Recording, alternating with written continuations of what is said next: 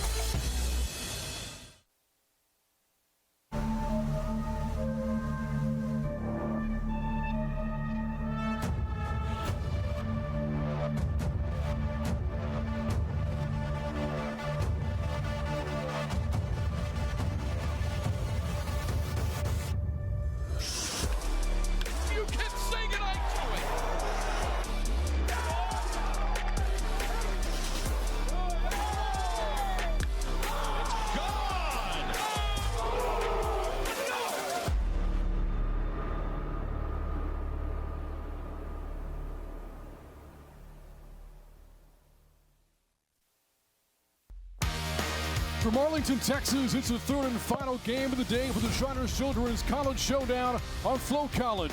Tonight we wrap up day 2 with an all-SEC affair as conference newcomer Texas takes on the Ole Miss Rebels. Good evening and welcome to Globe Life Field alongside Ty Harrington. I'm Brain Freeman, and Ty, let's start with Ole Miss. A stellar start for the Rebels for their season yesterday that saw the return of Hunter Elliott on the mound, and he was magnificent. Yeah, I mean, how special is that? I mean, people don't understand when you're away from the game, something you love for a year and a half, 2 years, and how frustrating that can be for him to come out yesterday and pitch like he did emotionally and physically. Huge boost for the Rebels, but a huge boost for that young man. As for Texas, the Longhorns had their chances against Louisville but couldn't put the Cardinals away. Tough one, right? You get one pitch away, one out away a couple times to win your first game of the year and go home happy with the victory. But baseball's that way. It's a 27-out game, or until the last out is recorded. You never know. On to tonight's game and the lineup for the visiting team in this game, the Ole Miss Rebels, presented by Shriners Children's. The most amazing care anywhere. Leading off for Ole Miss, Mitchell Sanford, followed by Ryan Mormon and Luke Hill. Then Isaac Humphrey, who homered yesterday for the Rebels. Judd Udemar, Campbell Smithwick, Austin Foley, Will Furness, and Owen Pano for the Rebels here tonight. And they'll be facing Texas left-hander Luke Harrison on the mound, making his third career start for Texas here tonight. You know, a young man that's had his share of injuries as well. 2 years ago, same thing, an elbow injury. Come back last year, wasn't as effective as he was the year before. His freshman campaign was really good for the Horns. So this could be an intriguing night, an exciting night for that young man to get out there and start a baseball game. Looking at the Longhorns defensively now, we're behind Luke Harrison in the outfield, Tommy Farmer in left, Will Gasparino in center, Max Ballou in right. Infield defense for Texas, Adrian Rodriguez, Jalen Flores on the left side, right side of Ethan Mendoza and Kimball Schuster, and the catcher is Rylan Galvan for the Longhorns. The Longhorns are coached by Jim Schlossnagle in his first season at Texas. What a tremendous career he's had. Oh, he's one of the best. I mean, you can see that 24th season as a head coach, and he is an innovative guy. We'll get a chance through this game to talk about different things and his achievements, but a fantastic coach. The head coach for the Rebels, Mike Bianco, now in his 25th season in Oxford, over 900 wins in his Ole Miss career, the most in program history. In fact, fourth most among all active coaches in the SEC. Yeah, he's a good one too. He's been at this a long time, and I mean, look, both these coaches are on the front end of coaching. They're cutting-edge guys. They're excited to be out here this weekend, and certainly now excited for game number 2 in the tournament. Third and final game of the day is underway with a pitch inside from Harrison. Earlier today, Clemson a rout over Arizona, 16-5. The Tigers, the lone 2-0 team. this weekend so far. Oklahoma State in game 2 beat Louisville 12-3 as Stanford grounds to Mendoza at second. And 1 out for the Rebels in the top half of the inning. Well, it's a good start for Harrison. He gets Stanford to roll over the top of this. It looked like a fastball. He gets him to roll over the top of it. Mendoza makes a nice play, has to come in and charge it, sets his feet up, makes a good enough throw over to Schuessler, who's done a good job, by the way, moving over to first base from behind the plate as a catcher over to first base, making the transition. Nobody on, 1 away for Ryan Moorman, who was 1 for 3 with a double in yesterday's 2-1 win over Arizona. Swings the first pitch and skies a pop-up. Playable for Schuessler, and foul ground, makes the catch, stumbling, falling over backwards, and has it for out number 2.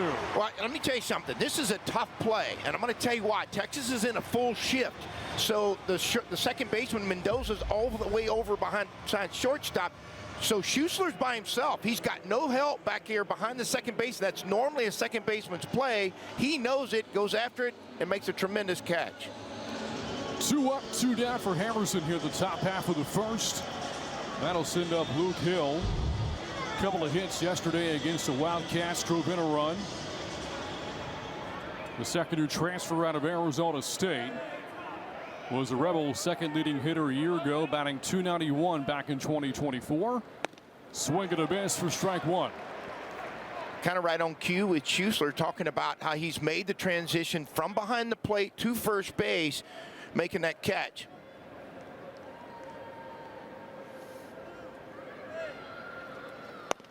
Again, the starter Luke Harrison appeared in 13 games a year ago for Texas. 12 of those appearances came in relief.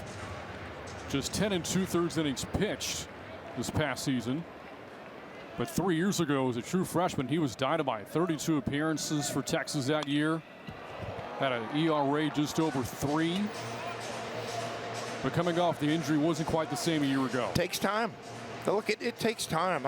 Everybody just says, oh my gosh, you'll be back in 9 months, 12 months. There's a chance that it does. It takes 13 months, 14 months, and it's about the command. Sometimes it's not about the pain issue or your tolerance of pain. It is the command and the feel for the baseball again. A ball and 2 strikes. On the ground towards short. Flores gobbles it up. And a 1-2-3 first inning for Luke Harrison starts the game. We head to the bottom of the first inning. Texas batting for the first time. Here the third and final game of the day from Globe Life Field.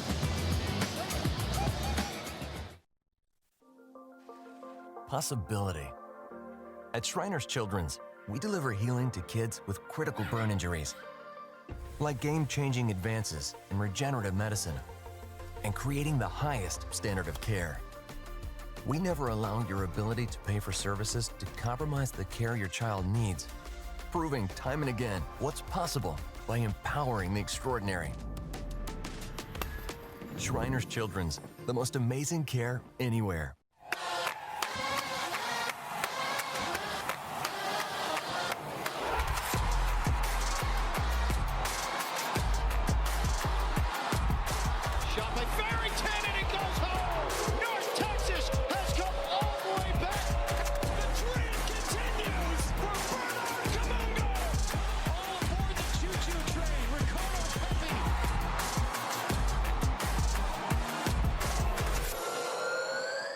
Possible Missions and their dedicated Amegy business banker work together to put the us in business banking by sharing the same values both in the office and out in the community.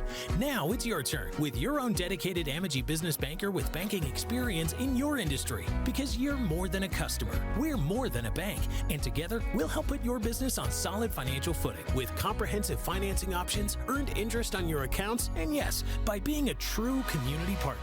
Here we collaborate. Here you grow. We head to the bottom of the first inning. Texas batting for the first time. A look at the order for head coach Jim Schlossnagle. The batting lineup presented by Shriners Children's. The most amazing care anywhere. Schuessler, Rodriguez, Flores, top third of the order for Texas. Middle third, Ballou, Farmer, and Gasparito. Bottom third for the Horns, Winfield, Galvan, and Mendoza. And tonight this lineup facing Riley Maddox on the mound. for the Ole Miss Rebels. The right-hander, 14 starts this past season. He led the Rebels in innings pitched and was second to the team in total strikeouts with 43. A young man, too, coming, a year and a half ago, coming off of an injury himself. Last year found himself trying to work his way back into the rotation, starting on Tuesdays, and finds himself back on the weekend rotation as the year went on, and having one of his best performances in the SEC tournament a year ago. Schuster batting leadoff here for Texas, was 1 for 5 against Louisville last night. Gibble Schuster from Llano, Texas. Big numbers a year ago for the Horns at .343 with 10 homers and drove in 30. Takes a strike for Maddox. It's 1-1. And I get to watch a lot of these games for Texas and have done a lot of work with him at different times on radio and TV. And this young man is a baseball player. I mean, he's not, in most people's eyes, a prototypical leadoff hitter, in a sense that, a lot of times they're left-handed, maybe even a slap hitter, guys that get on base and steal base. This guy gets on base because he is a baseball-playing dude.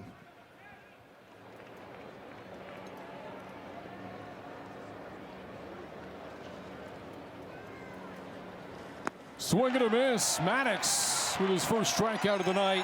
One down here at the bottom of the first.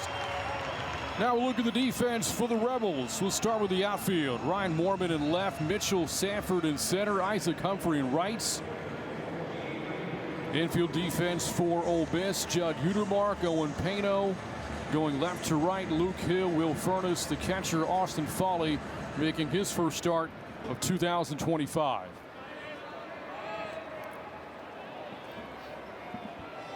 Now to the plate, the freshman Adrian Rodriguez. Tough start to his debut game last night, but then Ty, in the 10th inning, he went deep. That's what baseball's about. I mean, in the game, he had some tough at-bats, had a tough play at third, hangs in there. I thought Coach Schlossnagle showed some confidence in him, too. And he comes up in the 10th and absolutely gets after a baseball and delivers and gives Texas a chance to win in the 10th. And look, that's not easy after your first time when you're playing, live and as a freshman on this kind of stage to have a tough start. But man, he delivered late.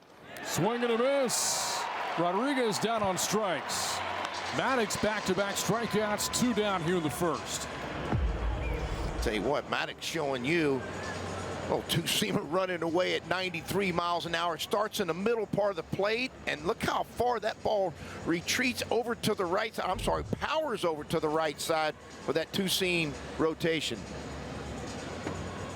Nobody on to down for Jalen Flores. 13 All-American back in 2024. Named first team All Big 12. Of course, Texas now in his first year in the SEC.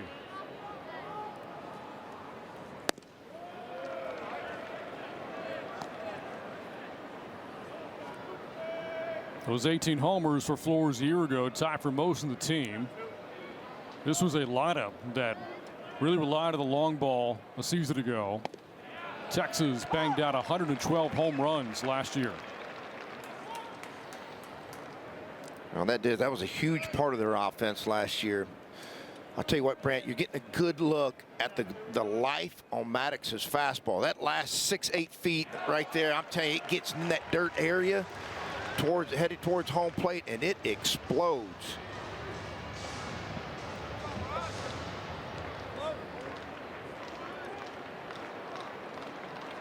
Max Blue waits on deck. The 1-2, Flores goes around and strikes out. This is John Brammer at first base. How about the start for Riley Maddox? Navigates through Schuster, Rodriguez, and Flores in order with 3 strikeouts. We played 1 here in Arlington. No scores ahead of the top of the second. You're watching the Shriners Children's College Showdown on Flow College. Your piece of land demands the very best equipment. Kubota equipment. The #1 selling compact tractor in the U.S. with professional grade mowers, versatile sidekick utility vehicles, and compact tractors that get it done right. all backed by unmatched dealer support. Talk to your dealer today to schedule a demo.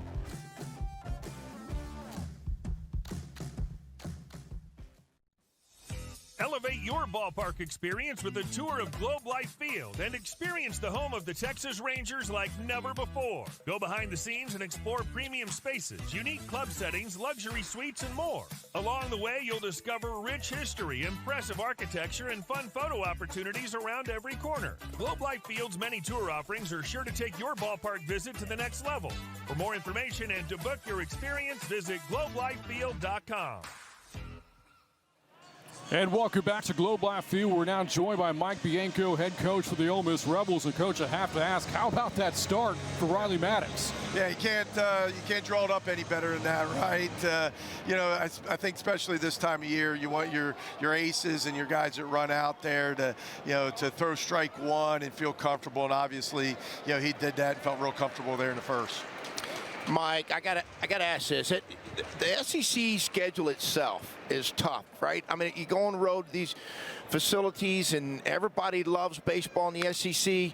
And a lot of times, programs will, opening weekend, they'll bring somebody they feel like they got a chance to beat, on the opening weekend at home and get settled in.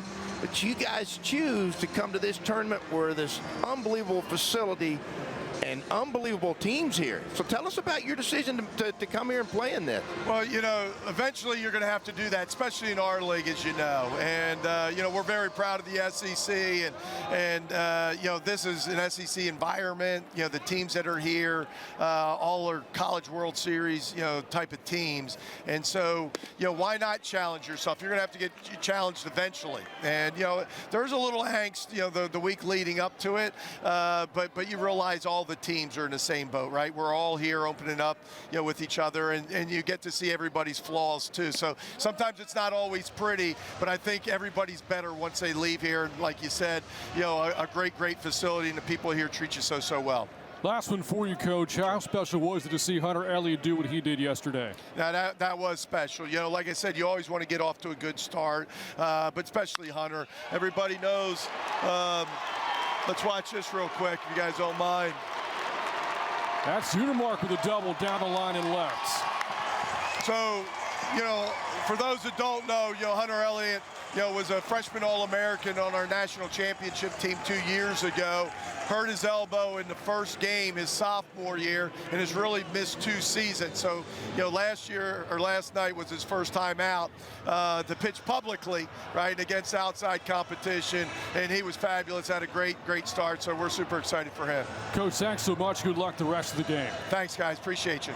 Right, that again, Ole Miss head coach Mike Bianco. Coach's interview presented by Shriners Children's, the most amazing care anywhere.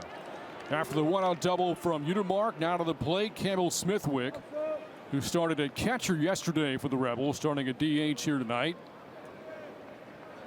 Swing and a miss on the first pitch from Harrison is strike one.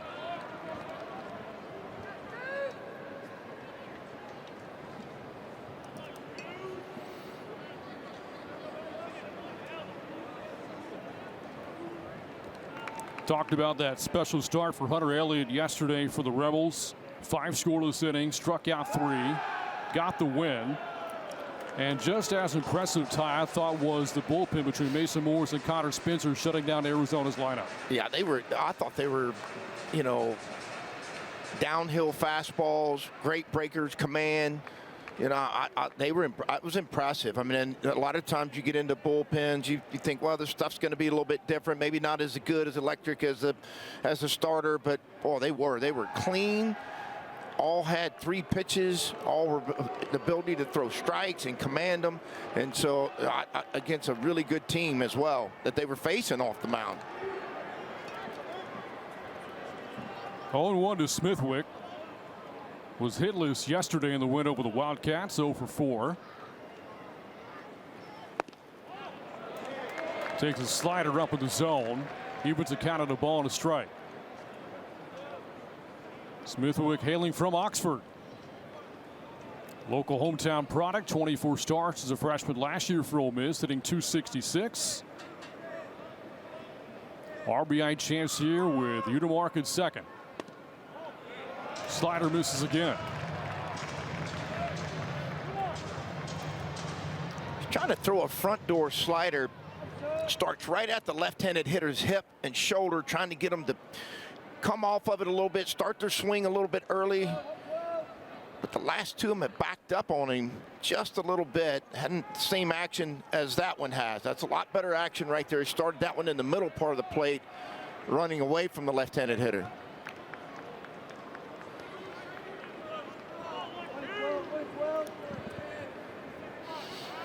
Offensively, the Rebels, a couple of runs yesterday, both came in the 5th inning. Highlighted by Isaac Humphries' homer. On the ground to the right side, Schussler gobbles it up to the bag for the second out of the inning. It is a productive out as now Udemark finds himself at third. It looked like that changeup ran back into him, Brant, and got in on him, tied his barrel up. Hit a ground ball over to the first base for an easy play, but that ball just kind of kept running back into him. We'll get another look at it. See how it just kind of keeps cutting back into his barrel, and he wasn't able to get extended. 2 outs, runner at third. Here's Austin Foley for Ole Miss. Swing and a miss for strike one. First at bat of the year for Foley for the Rebels.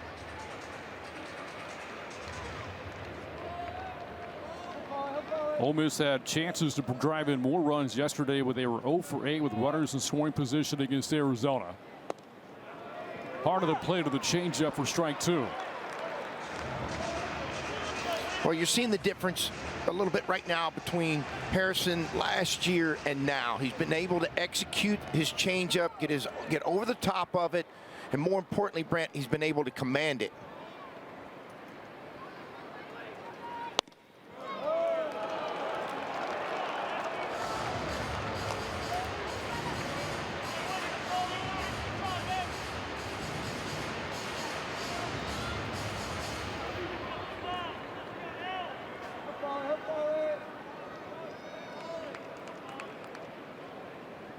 A ball and 2 strikes from Harrison. Got him looking, strike 3. First strikeout for Harrison, and it comes with a runner at third base. A 1-out double for Udemark with no damage done for Ole Miss at the top of the second as Harrison collects his first punch out of the year. We head to the bottom of the second inning, still scoreless. Here from Globe Life Field in Arlington, you're watching the Shriners Children's College Showdown here on Flow College. We're back after this.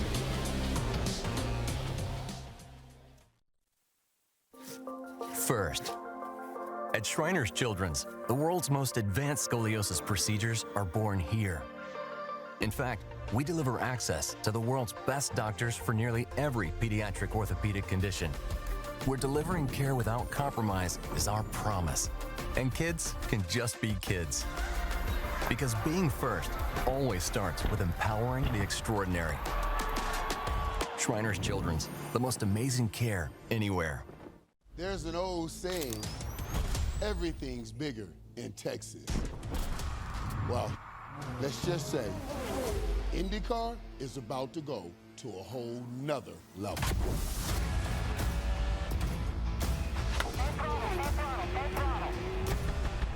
Get ready, Arlington. This is where history is made and champions are born.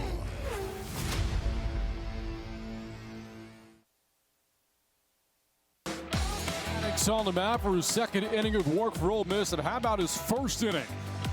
Going back to the bottom of the first, navigated through Kimball Schussler, Adrian Rodriguez, and Jalen Flores struck them all out. Impressive stuff with the first inning. Well, I'll tell you what, that's an electric fastball, and because of that great rotation and explosiveness of the fastball, the 4-seam and the 2-seam, it gets you started a little bit earlier as a hitter, and that makes that breaker out of the strike zone tempting to swing at, which he got 2 of those strikeouts on, those breakers running away. Here in the second, Maddox will face Max Ballou, Tommy Farmer, and Will Gasparino. You see the numbers for Ballou from a year ago. Man, was he impressive. The Big 12 Conference Player of the Year, second team All-American. Big numbers back in 2024. Some of his best numbers came, in fact, in conference play. Had an OPS of over 1,200 against Big 12 pitching last season. I tell you what, he early in the year, everybody was curious, what's he going to be like this year going into, the season. He got going, and then all of a sudden he just got hot and just stayed that way. I mean, he just was one of the toughest guys in college baseball last year to get out, and the power numbers were unreal. Really exploded onto the scene a year ago as a sophomore. He's only got 20 at-bats as a freshman a couple of years ago. That's fouled away. And Maddox ahead of Balloon, 0-2. I'll tell you what, with Maddox right now, it is nothing but attack, attack, attack.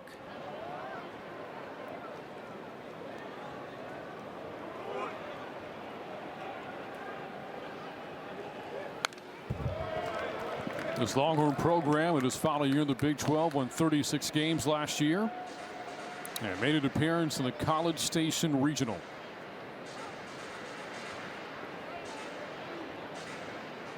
And now embarking on the first year in the SEC, and this is a game featuring 2 SEC teams, but it is not a conference game.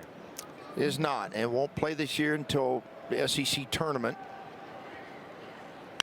That ball smoked into the glove of Will Furness. What a play.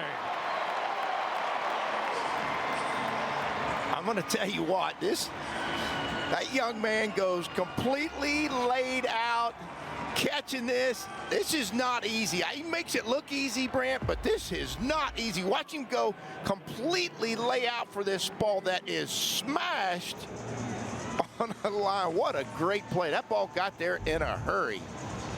Incredible play made by Furness. Talked about this yesterday. Baseball runs the family. Of course, his dad, a legendary player at LSU, and just made one heck of a play at first. And out of the plate for Texas, Tommy Farmer. Sophomore from Santa Monica, California.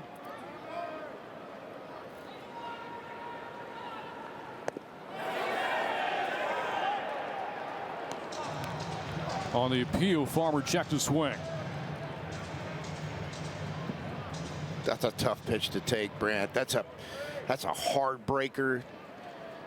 80, 81 mile an hour breaker. It's got a lot of rotation, covers a lot of ground. That ball is down for a base hit near the line and left. Farmer with a 1-out single for Texas, the Longhorns' first hit tonight. I tell you what, back-to-back balls laced pull side by both hitters. Ballou, the hitter before, left-handed to the right side, and now Farmer to the right side hits a bullet, comes out of the box thinking he may go 2, really forces the idea, but Mormon was able to get over and cut it off before he could get or make the decision to go to second base. Runner on, one away for Will Gasparino, who went deep yesterday against Louisville.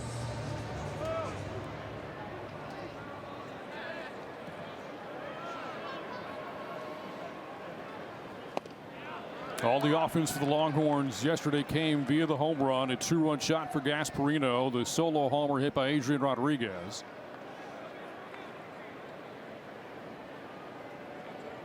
Gasparino, honorable mention all Big 12 last season.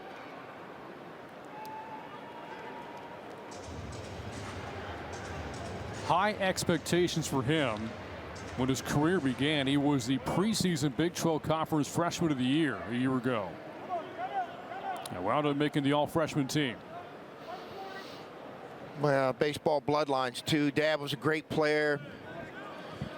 Been involved with Major League Baseball for a long time. I mean, there was a lot of conversation from a young man back when he was a kid between baseball and playing it. And that's a foul ball. And you're right. I mean, you look at it, it's a 6'4", body frame, and just. I'm going to tell you what, when he gets after a baseball, you're going to get a look at one right here. How about opposite field and the extension he gets on that baseball, and the moment he hit it, everybody in the ballpark knew it was out of the ballpark, including himself. Will Gasparino, that 2-run shot against Louisville got the Horns going. Here's a pickoff at first base, and Farmer is gunned down by Maddox. I'll tell you what, Maddox showed the pickoff before. He's got really quick feet. Watch how quick his feet are right here, Brent. Look at that. He gets turned in a hurry, has the ball out of his glove in a hurry as he gets his feet turned. Well, I'll tell you what, that is some kind of quick on that move to first. Base is empty now, 2 outs as Gasparino bats. You'll see a lot of guys pick off right-handed, Brant. When they get turned, they don't have that quick of feet, and they can't get their hand out of their glove quick enough because they try to throw it over the top. He throws it like a shortstop from that glove position, and I mean, it is quick.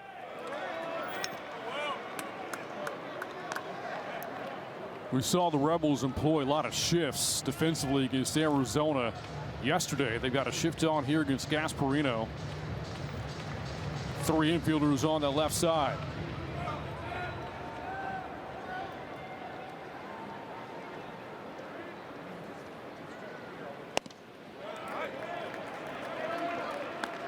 Well, the analytics in college baseball are here. They've been here. You'll see coaches, make the shift. Used to you would make a shift and just put the second baseman or the shortstop somewhere in the middle of the field. Now you see him go 3 to one side, and there's why. It's into the shift. Udemark long throw is on line of Furness, and that's it for the Longhorns in the bottom of the second. We play 2, still scoreless between the Horns and the Rebels. We're back after this on Flow College. Bowman Engineering and Consulting and their dedicated Amagi business banker worked together to put the us in business banking, which included the occasional lunch meeting. Now it's your turn with your own dedicated Amagi business banker with banking experience in your industry, because you're more than a customer. We're more than a bank, and together we'll help put your business on solid financial footing with comprehensive financing options, earned interest on your accounts, and yes, planning sessions whenever you need them. Here we collaborate. Here you grow. Arlington, the Renegades are going full throttle this spring when the UFL returns. What a catch! Get ready for more action-packed football and unforgettable experiences at Choctaw Stadium. That is something special right there. Renegades, mount up and get your tickets today.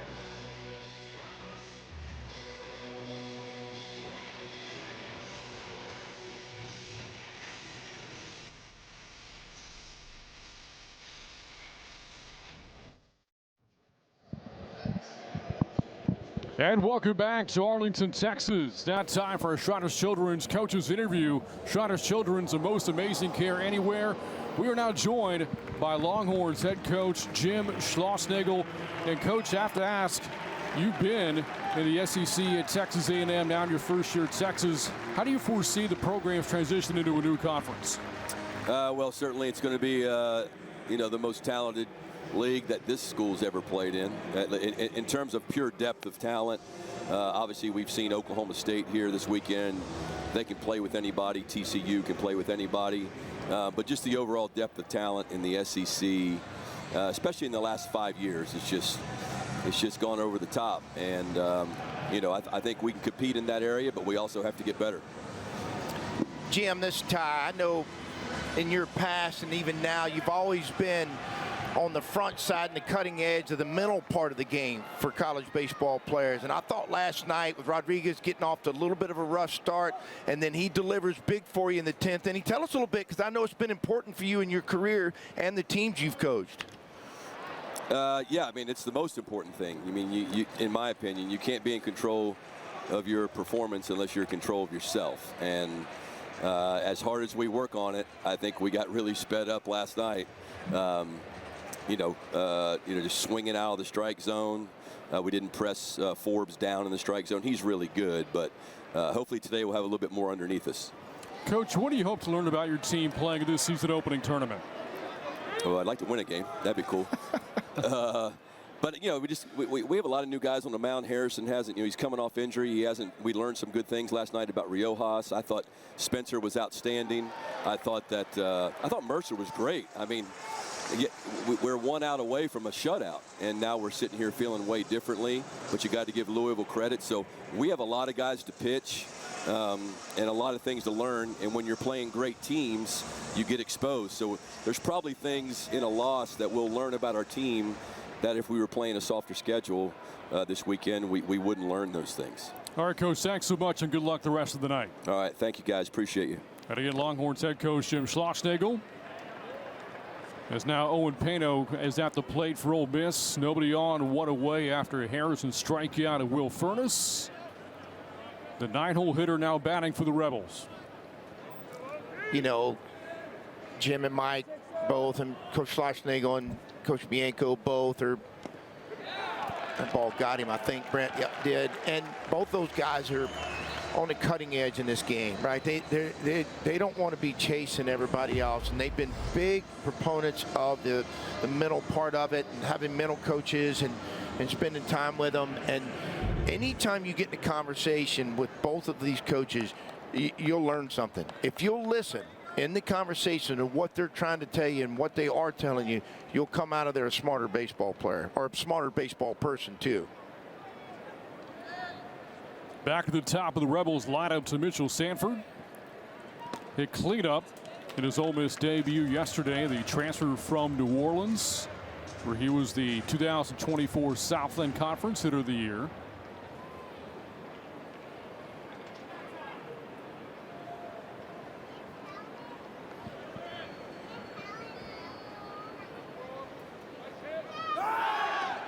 More on Jim Schlossnagle, two-time National Coach of the Year. But this stat is wild to me, Ty. He's just the sixth head coach in the Longhorns' history dating back to 1911. Well, I've been a part of that history in different ways as a player and as a young, snotty-nosed assistant coach getting his career started, and you learn about the history of that program. That's just, there hasn't been that many coaches. I mean, that's just the way it's been. And I mean, they've had some of the greatest coaches, obviously, in the history of college baseball, and it's a traditional, winning program. 38 times into Omaha, Nebraska, in the College World Series, which is second to nobody in itself, too. And those coaches that you name had everything to do with that, along with the great players.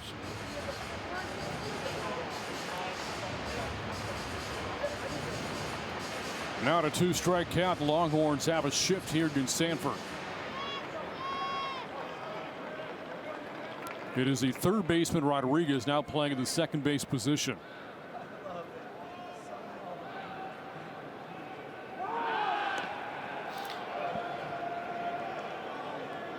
Speaking of the College World Series, Jim Schlossnagle has guided his programs to Omaha 7 times, 6 times over the past 10 seasons alone, between his time at Texas A&M and TCU.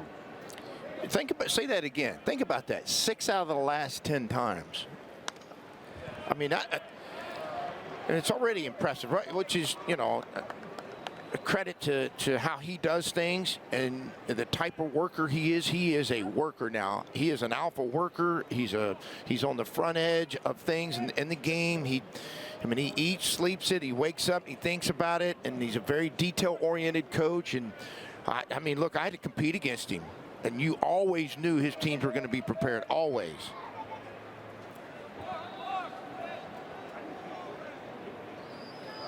Swing and a miss. Third strikeout for Harrison. Sanford goes down swinging, and now 2 outs here in the third.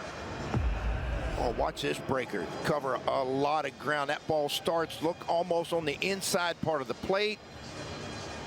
Attacks it, ends up on the other side of the plate. I'll tell you what, that is a good-looking breaker. Look how far that thing breaks all the way back across, and he's on the first base side of the rubber, Brant, towards first base, throwing that breaker all the way back over to the third base side of home plate. Ryan Moorman grounds out one sharply to short. Flores' long throw right to Schussler. And that's it for the Rebels in the third inning. Luke Harrison threw 3 scoreless innings for Texas as we head to the bottom of the third here from Globe Life Field in Arlington. Resilience. At Shriners Children's, we're leaders in pediatric sports medicine. With expertise in sprains, tears, fractures, and other sports-related injuries. We're here to deliver the best care in the business and never allow your ability to pay for services to compromise the care your child needs. Because every great comeback starts with a game plan for empowering the extraordinary. Shriners Children's, the most amazing care anywhere.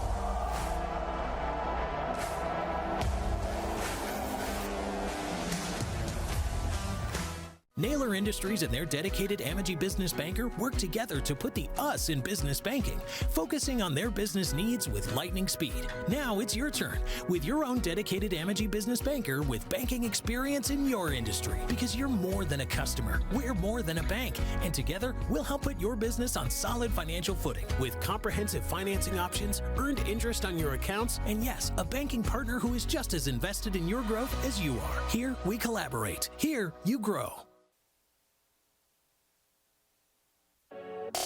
Got a matchup tonight featuring two teams out of the SEC, and look at the teams ranked in the preseason top 25 and the top 10 alone. A&M, LSU, Tennessee, Arkansas, Georgia, and Florida.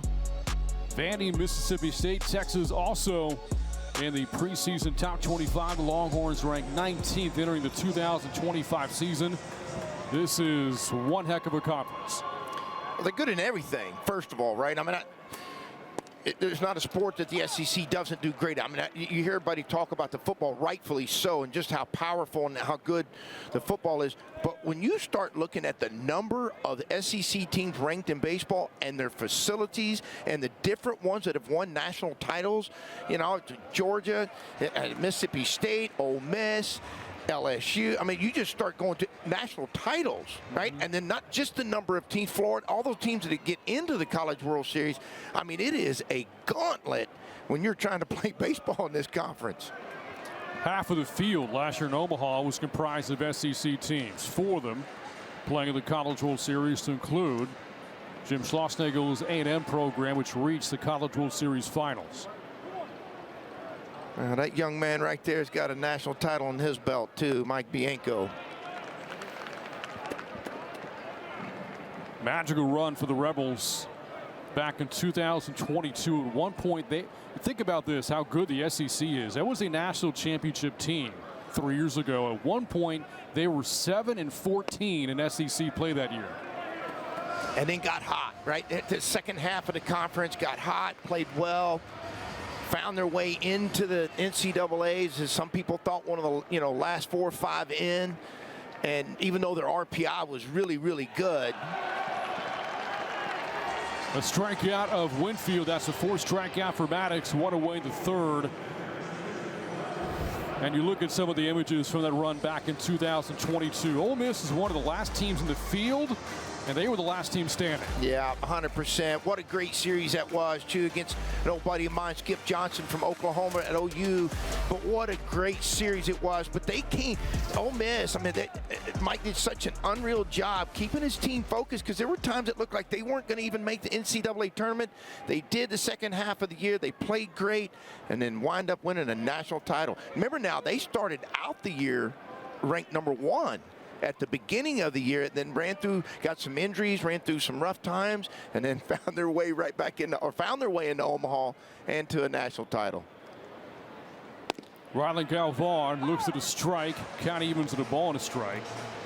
Something special about the weekend rotation for the Rebels this weekend is all 3 pitchers were a part of that run back in 2022.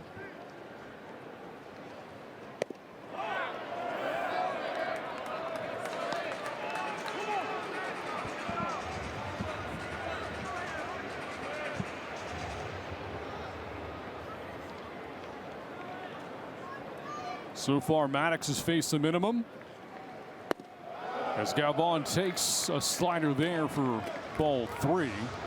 Rylan Galvan, honorable mention All Big 12 a year ago, batting .287. Good power numbers, 8 homers, 14 doubles, drove in 37. Hitters count, a swing and a miss for strike 2. Yeah, if I'm not mistaken, this is the first 3-ball count that Maddox has had this game. Is that right? I believe that's correct, yeah. I mean, he's been that sharp and he's been that good.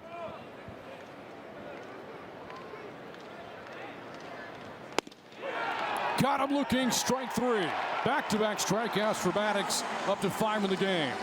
Well, I tell you what, watch this ball. This is Greg Maddox type stuff. Watch this ball run back into the plate. That's off the plate, Brent, on the outer half, and it runs back in and just clips the corner on the outside part of the plate at 91 miles an hour.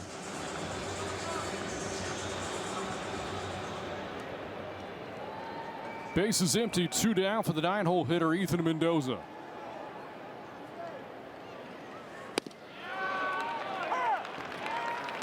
Boy, that's tough to barrel up. He just goes right back out there again. Throws another 2-seamer out there on the outer half to Mendoza for strike 1. I mean, that's just hard to barrel up. You're looking for something maybe middle, and he just clips that corner out there. That ball running back to it. Ethan Mendoza, a first-year transfer from Arizona State. 49 starts as a freshman last year with the Sun Devils.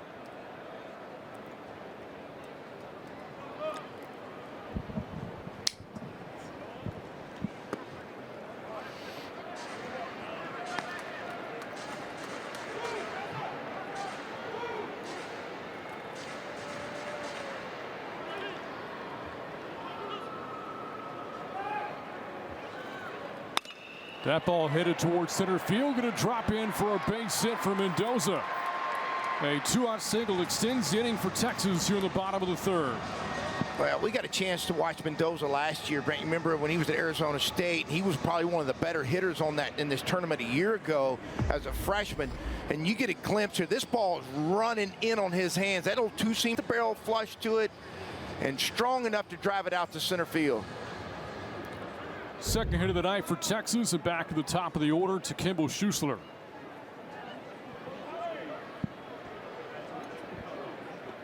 Player that got really hot towards the end of last season, hit .363 over his final 18 games. Was a strikeout victim of Maddox's back in the 1st inning, takes a strike here.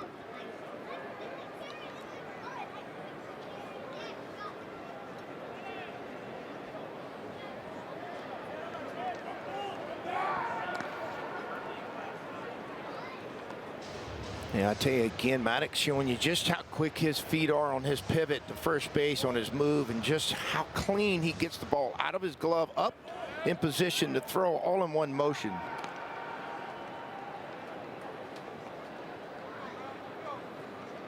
Couple of pickoff moves from Maddox. Saw him pick off Farmer in the 2nd. Hunter Elliott was tremendous with his pickoff move yesterday. Now, he picked off everybody in the ballpark once. In there for strike 2.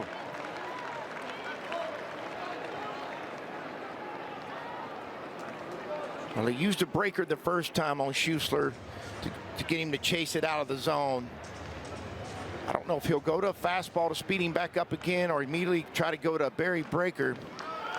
Runner takes off, a swing and a miss, and Schuessler strikes out for a 2nd time. Maddox up to 6 strikeouts in the game. We played 3 in Arlington, still scoreless as we head to the 4th inning here on Flow College. Protecting what matters most is the mission that matters most. At Lockheed Martin, we know today's threats come from behind, above, and below, and we make sure those who serve stay ahead of them by connecting platforms necessary to dominate every domain across air, land, sea, space, and cyber, using technologies that protect in the same moment they detect. The mission is a safer, more secure world. Our promise is to help make it happen.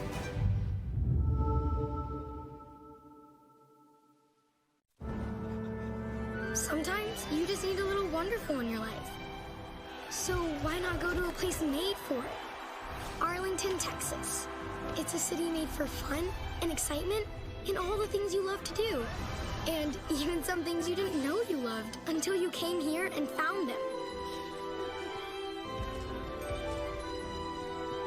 Come see for yourself why Arlington is a world of wonderful. Everything you thought you knew, brand new. We on a new wave. This ain't what it was. See, when the game changes, so do we. Every day, every play. Always been greater than 12. Now standing 16 strong. In every end zone. Any time zone. When everyone else keeps asking, what's next? We know. We are. Welcome inside the broadcast booth. Brent Freeman, Ty Harrington. Now we're joined by Taylor Teagarden, a former national champion and big leaguer, joining us here in the booth. Of course, the national champion with Texas back in 2005. Taylor, how are you? Doing good. Thanks for having me. Have to ask about that magical run back in 05. Taylor, what was that like for you? It was a fun season. We had a great team. We had a lot of adversity in the heart of the year. We picked up a lot of steam in the postseason around May and June. We played our best baseball in May and June. Built off of pitching and defense, timely hitting. We could close out games. We had experience on our side. The Texas teams, we'd been to Omaha 3 straight years. We played a lot of SEC teams that were great lineups, a lot of power hitters, but we found a way to win those games. And, it was a testament. We finished second in 04. We had a real good team then. We got upset by a really good Cal State Fullerton team and made sense of everything by winning in 05. It was great. I got to say this because just hearing you say it, it almost sounds like it came right out of Coach Garrido's mouth when you start talking about, well, we pitched really good, we played great defense, we have timely hitting, and we could close games out. I know I had to face that team and those teams that you were on and how talented they were, but also just, you're right, late in the year in a typical Augie Garrido style, early in the year, trying to figure out who you are and what you're going to become, and then his magic would just seem to take off sometime around April, and then as that team you just described certainly did. Yeah, each team that came to Omaha had a little bit different pathway. We noticed in that particular year, we faced some really good teams in conference with Baylor, Nebraska, and so we finished 3rd that year in the Big 12. And found our way to actually going on the road to the Super Regional to play Ole Miss. And these SEC schools, man, they had team batting averages of like 360. But, we had great starting pitching. We'd find a way to get through these games, get in the 6th inning with a 1 or 2 run lead. And I don't think teams knew we could close games out. I don't know if they'd seen that from a college baseball team. We could really shut the door 7th, 8th, 9th inning and really hold on to leads. That's something that was a little unique back then. We had several relievers that could really step up in big situations, and we won games, a lot of games like that. Taylor, how excited are you about the future of the program now with Jim Schlossnagle in charge? We're real excited. This is y'all tell me, but I feel like it's a top staff in the nation. The recruiting for 26 class is full steam ahead. They're doing a great job. NIL and portal, all these things, they're very timely and they play a big role. But it's, Max Weiner, Troy Tulowitzki helping out with the hitters. Play at third, from third to the throw, pulls Schuster off the bag, and Udomark is safe. Oh, I tell you what, Rodriguez, the ball got on him in a hurry, bounces off of him to his right, but he does a really good job, Brant, of picking the ball up, not going back. Didn't seem like he went back to his glove. Watch him pick this up. Oh, he fielded it with his glove, got in position with his feet. Wow, that is bang, bang right there. A tough hop. He does a good job of staying with it, making a strong throw across the diamond. Yeah, it looked like he got there just in time. That was close. It was, right? It sure was. Depends on what color jersey you're wearing, right? You got orange on right now, so it's probably even closer than if you were wearing a Rebels blue down there. And so I saw you down there before the game. And how fun is it for you, exciting for you? You got your orange Longhorn shirt on to go down there and kind of bring back, I'm sure, a bunch of memories for you. Good throw. He's out. Caught stealing by Galvan. reminds me of somebody else used to throw him down there, right? Well, Taylor, thank you so much for joining us. Enjoy the rest of the game. Yeah, thank you all for having me. Appreciate it. All right, that again, former national champion big leaguer Taylor Teagarden joining us here in the booth. Great defensive play made by Rylan Galvan to end the top of the 4th inning. We head to the bottom of the 4th. Texas, Ole Miss still scoreless here on Flow College. We're back after this for the Shriners Children's College Showdown. At Shriners Children's, we're home to the world's leading pediatric orthopedic care. Because so many life-changing advancements start here, we provide access to the best doctors and never allow your ability to pay for services to compromise the care your child needs. We're the first place to turn for the most common or complex orthopedic conditions, home to possibility, and empowering kids to achieve the extraordinary. Shriners Children's, the most amazing care anywhere. Record-breaking global superstar, Shakira. Live in Arlington. Las Mujeres Ya No Lloran World Tour. Globe Life Field, June 11th. The phenomenal new album Las Mujeres Ya No Lloran is available everywhere now. Get tickets now at Shakira.com.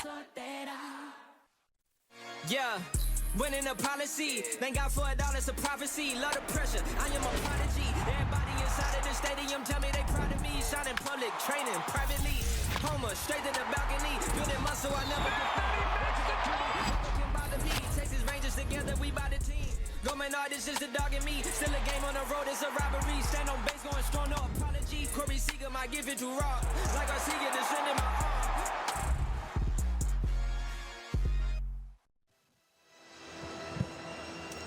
Welcome back to Globe Life Field here in Arlington. Some good defense, some good pitching so far. Scoreless as we head to the bottom of the 4th inning. Leading off here for the Horns, Adrian Rodriguez. He'll be followed by Jalen Flores and Max Ballou. Big part of the order for Texas. Second time through this order for Riley Maddox, who so far has struck out 6 through 3 innings for the Rebels.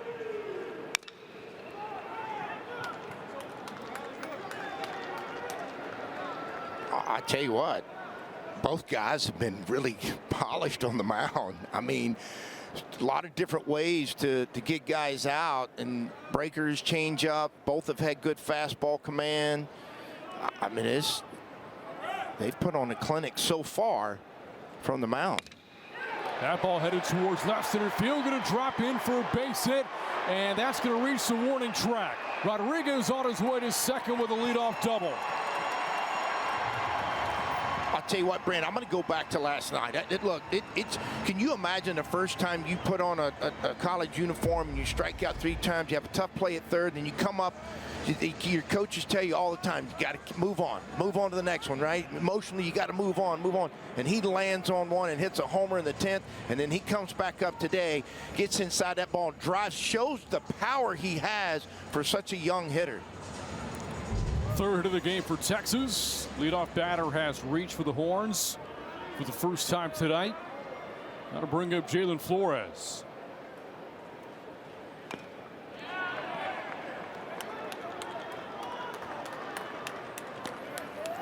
Flores, a junior from San Antonio, had a huge jump a year ago as a sophomore. Hit 175 as a freshman. And then last year became a 3rd-team All-American, was a semifinalist for the Dick Hauser Trophy for the top player in college baseball. That ball is skied in the air into center, and it's going to drop in off the glove of Pano. 2-1 for Texas and nobody out. Well, if you're going to pick up a ball and throw it somewhere to try to make a tough play for the outfielders and the infielders, you can't throw it in a better place than where he just hit that ball. It's in that triangle in the middle. You've got deep center and deep left field all running and trying to converge. Look at them, all three at like a triangle trying to converge on this ball. Shortstop tries to make an unbelievable, would have been an unreal catch over his shoulder, almost like a Willie Mays type catch, and wasn't able to come up with it. And instead, now you got runners on first and third and one out. I mean, nobody out. That was actually Luke Hill from second base going out there in the outfield, not Pano. It is a base hit for Flores. And now Max Ballou, 2 on, nobody out. Strike 1 from Maddox.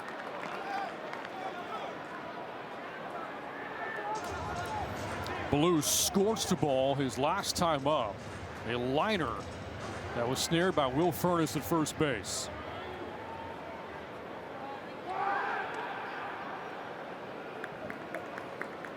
And tie the first high leverage situation of the game now for Riley Maddox. Yeah, and look, the Rebels are in a pull side defense, and they've got enough confidence that if he hits the ball the right side on the ground, that's a good pitch.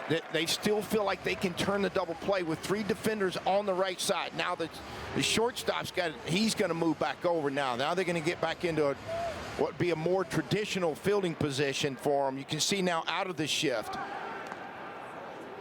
And Brant, a lot of this now is because a lot of times with 2 strikes, hitters will shorten up and just try to get the ball in play and bring the opposite field into play now on something maybe running away from him.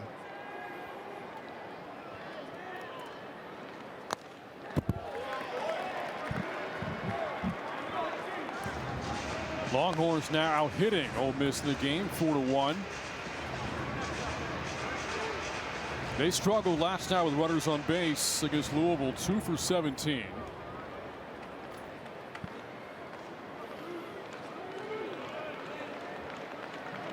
Nothing in 2 to Ballou. High fastball runs the count, so ball and 2 strikes.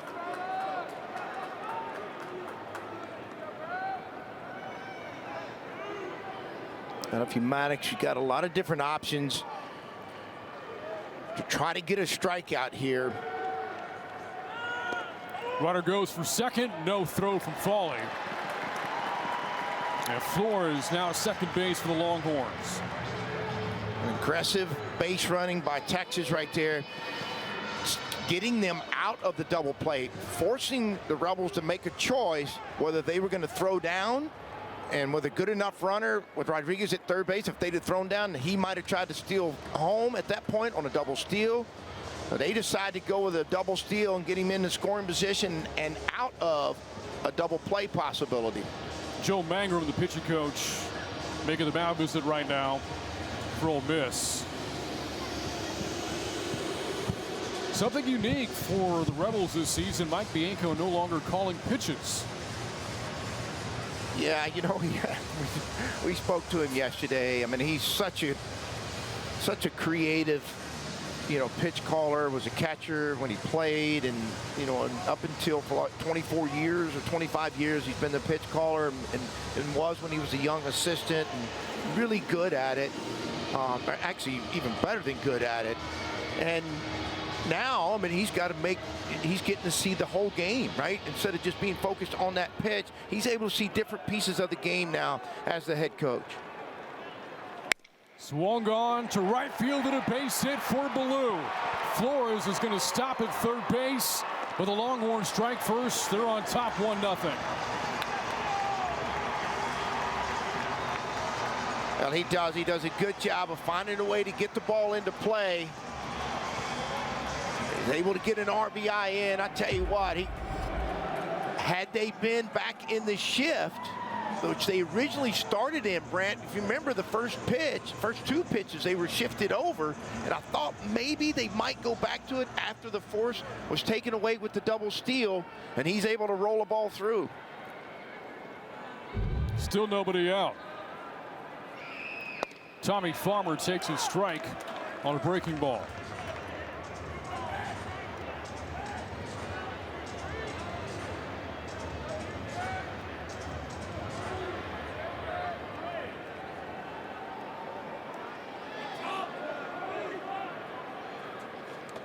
That gets a piece of him. A hit batter will load the bases now for Texas.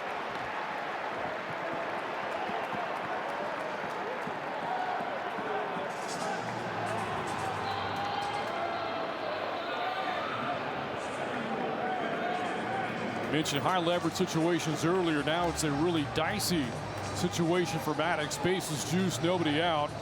And to the play, Will Gasparino. And the thing about Gasparino, if he does hit a ground ball, I mean, Brand, he can get down the line, and he's a good runner. At times can be tough to double up. This is definitely one of those big leverage moments in a game. Strike on the fastball in the outer half.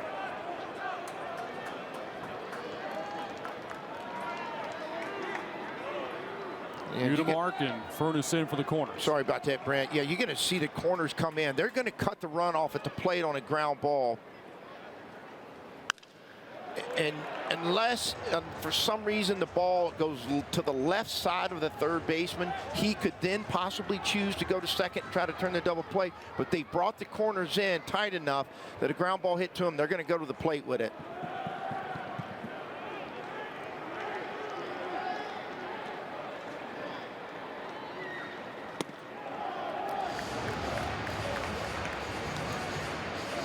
The inning began with a double from Adrian Rodriguez. Hit that to left center. Flores with a blue base hit. Malou, a single to right. Farmer hit by pitch. Bases full, 1 run in, and nobody out here in the fourth.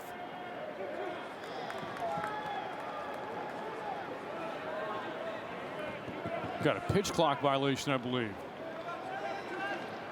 Cats now 2-2.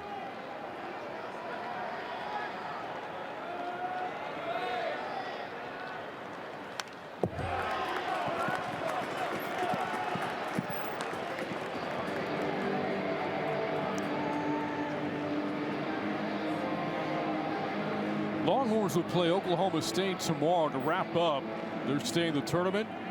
Will Gasparino's dad played for the Cowboys, later in the Rockies organization. And now the director of amateur scouting for the Dodgers. That is a foul ball. And the count remains 2 balls and 2 strikes. Well, he was a great player in his own right. I can tell you what, we're getting a glimpse of his son and the talent levels that he has. I tell you what, I had a chance to watch him a lot last year. Brand, he took away a lot of home runs last year, above the fence catches.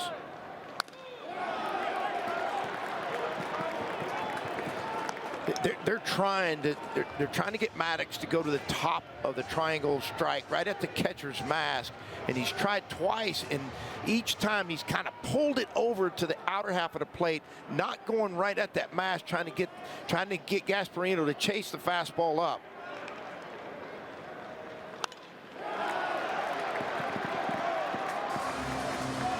Nice battle here between Gasparino and Maddox. Well, the thing about being a hitter in this situation is that the more pitches you see, the more you get familiar with it and what it looks like, and you don't get quite as fooled as much as you know what the rotation looks like, the velocity of it. And so it starts to look a little bit more familiar for you as opposed to only seeing a couple of them. Swung on left field. Mormon going back. He looks and he makes the catch.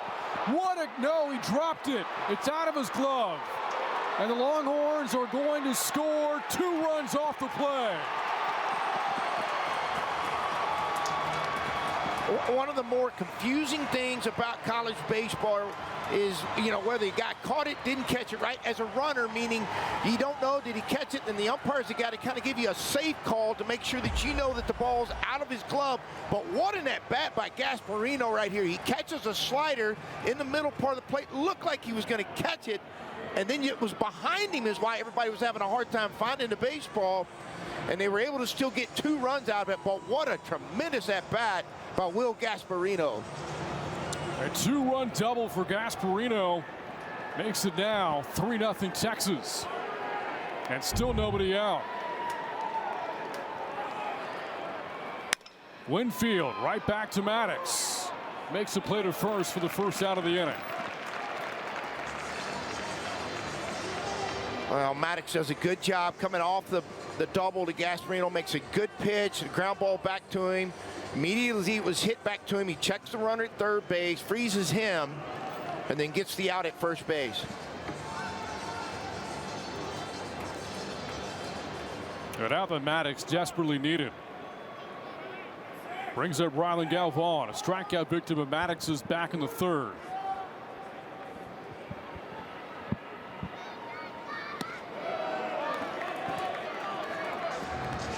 Gasparino, 4 RBI so far in the state Arlington.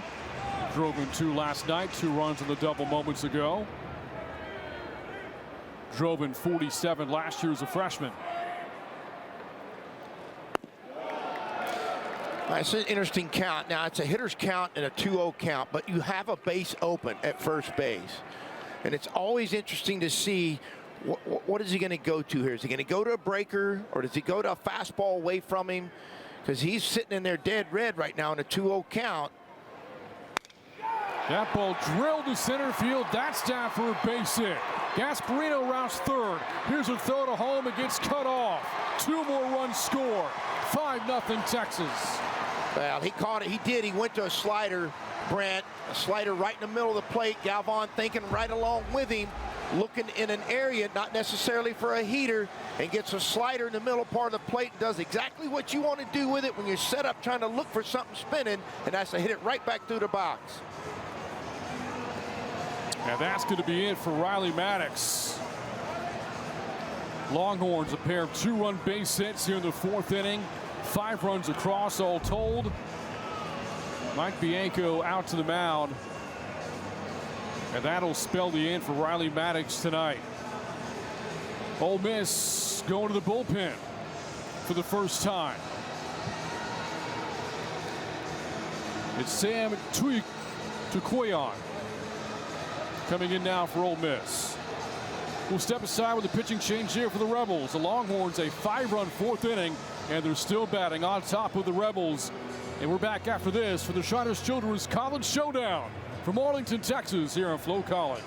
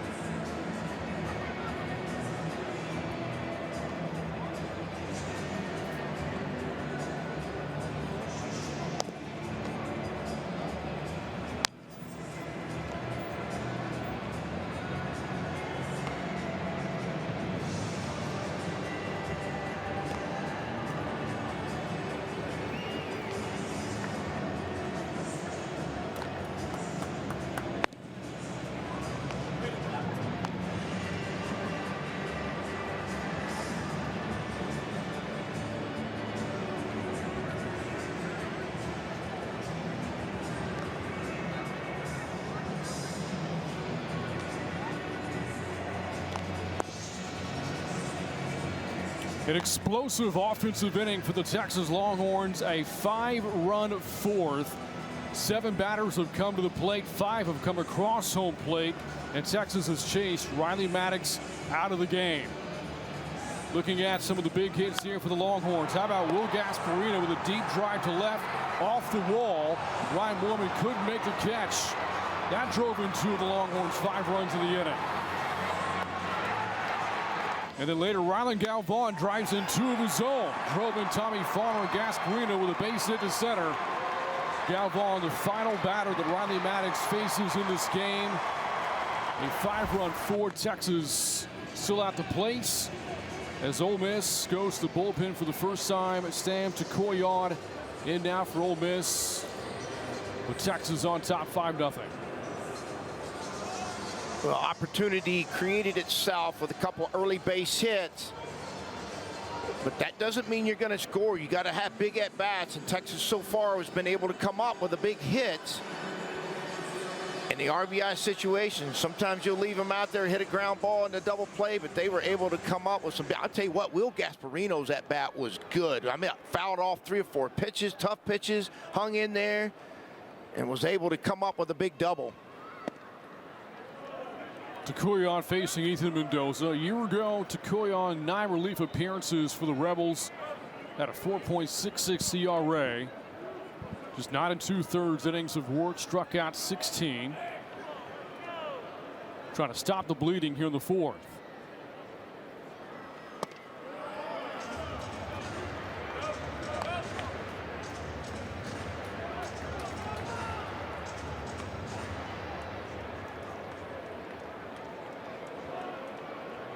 The Ole Miss bullpen was excellent yesterday against Arizona.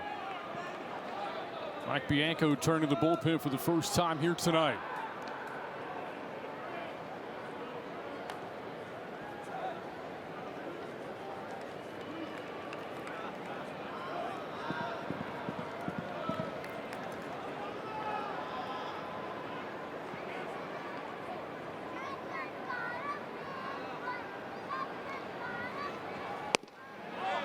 That misses for ball 3.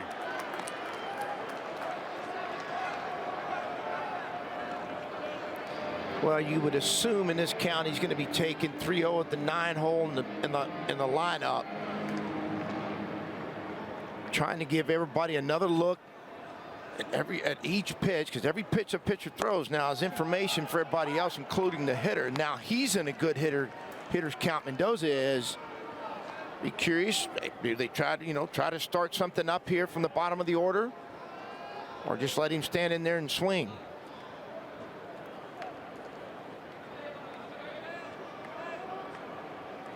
Takoyon's 3-1. Builds the count on a fastball at 95. It's 3-2. We've seen a lot of offensive innings today here in day 2 of the Shriners Children's College Showdown. The day began with a 7-run first inning for Clemson in their win over Arizona. The Tigers later had an 8-run 9th inning as they won 16-5. Runner goes. It is a walk.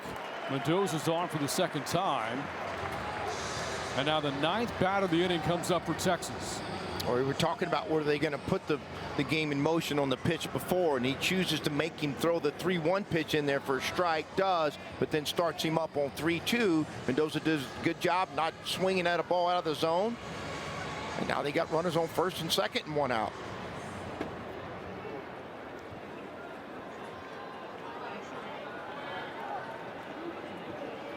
Here's Schussler 0 for 2 with those 2 punch outs.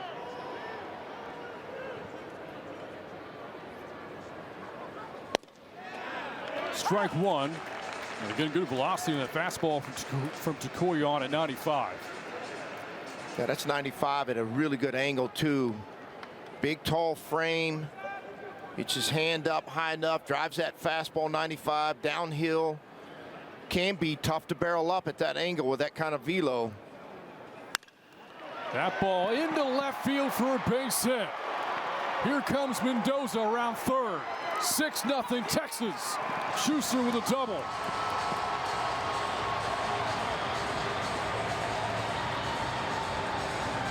Now Schuster does a good job. This is a slider in that stays in, and it looks like he gets it. We're going to get a look at it. Yep, stays in there. Does a great job of climbing his hands inside that slider and drives it into left center. And watch it, he comes out of this box and he's watching the defender, Brent, and seeing where he's going to throw the ball. He goes to third base with it. Schuster never slowed down and ended up at second base.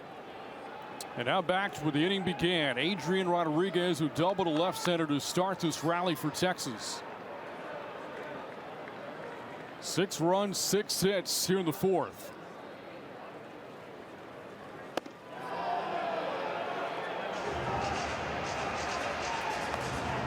And there's more activity in the Ole Miss bullpen.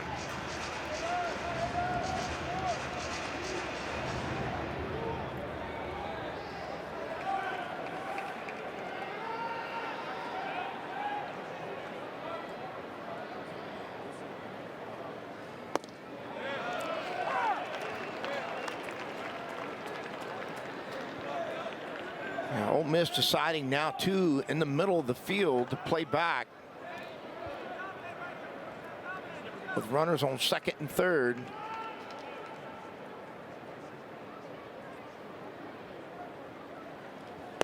And Brent, what that does now with 2 strikes just gives you the ability to, you get behind just to roll the ball in the middle of the field and still try to score a run.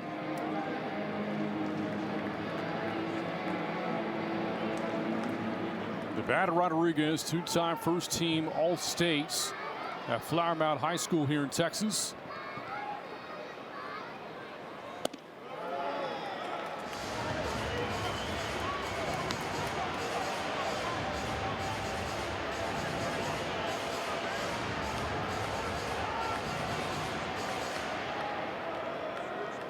Got a 3-1 count facing Takoyon.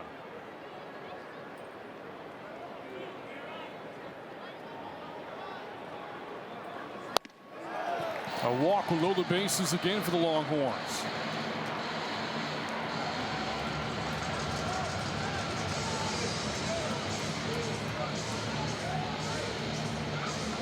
And one of the last hitters you want to see if you're Ole Miss with the bases juiced is Jalen Flores, and he's coming up. Yeah, I tell you what, he's come into this situation so many times in his career and for Texas and has been able to deliver big hits time and time again. An experienced hitter. In the right situation, in the right time for the Longhorns right now.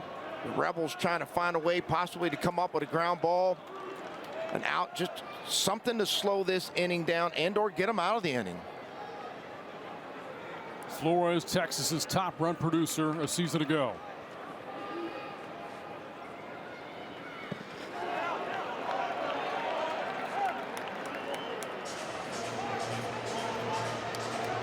Had an OPS over 1,000, slugged better than 650 back in 2024.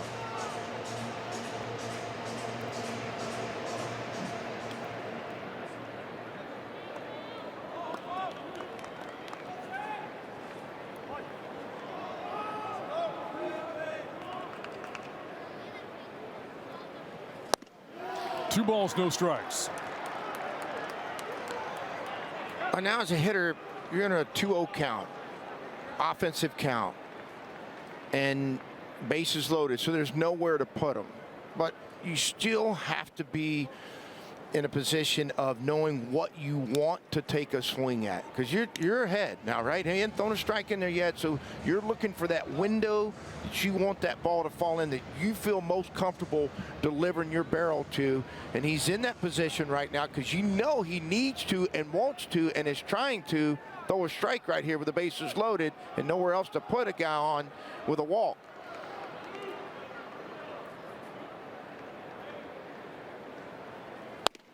Swing and a miss on the fastball. Runs the count to 2-1.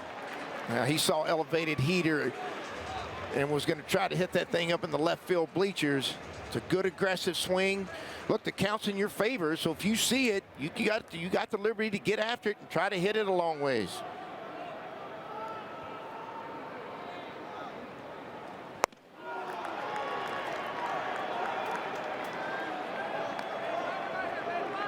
You look at the makeup of this Longhorn roster, 8 pitchers, 5 positional players back from last year's team that won 36 games. One of those returners, Flores, has a chance to break this game open even further. And he'll drive it and run on an RBI walk. That'll score Schussler, makes it 7-0 Texas.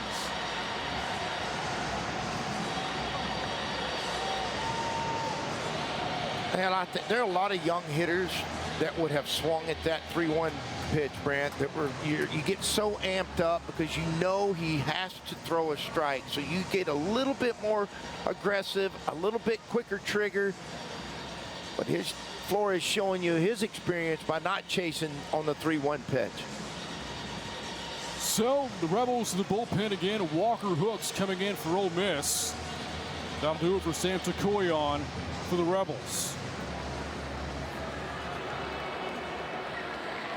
And we'll step aside. Texas a 7-run 4th inning, still batting, bases loaded, only 1 out with Max Blue coming up for the Longhorns.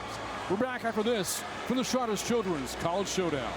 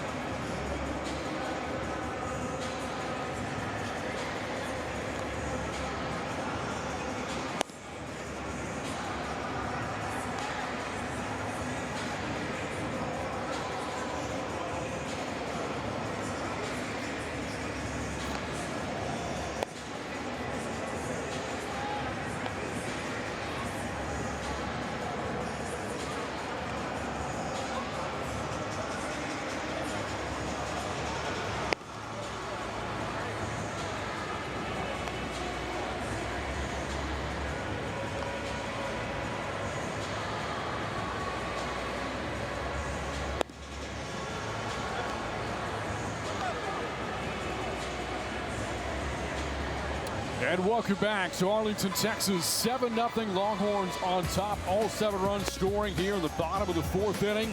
And the Longhorns are still batting as Ole Miss has gone to the bullpen again. So many great players for Texas over the years. Greg Swindell, Roger Clemens, they both come to mind. We had Taylor Teagart up here in the booth earlier. You know who also is a Texas X? My broadcast partner, Ty Harrington. Where in the world did y'all find that picture? Good gracious.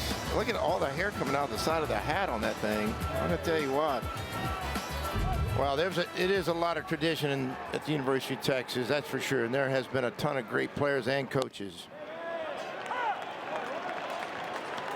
That picture, Ty, plastered everywhere all over the internet. Yeah. Oh, that's great. I'm sure my kids are really proud. Fouled away by Ballou as he faces Walker Hooks making his debut. Big left-hander for the Rebels, 6'4", 265 pounds, out of Brandon, Mississippi.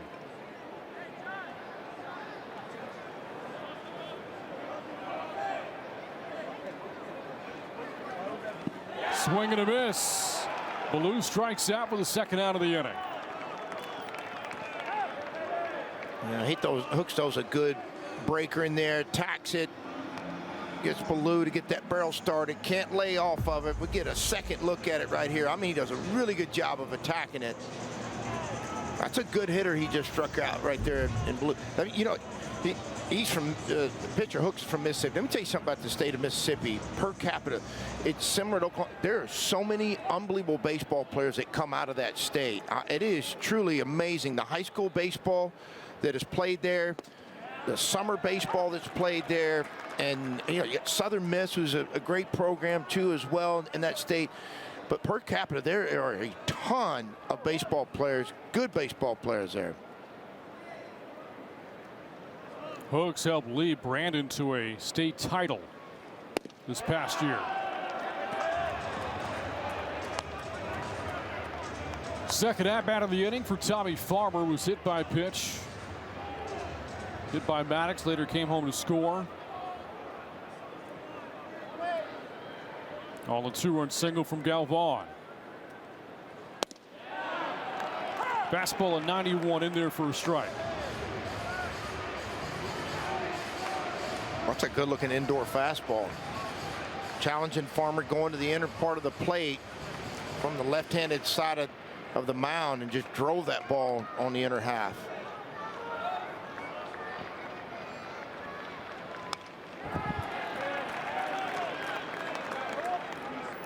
You know who's had a large break, given this huge offensive inning, has been Luke Harrison.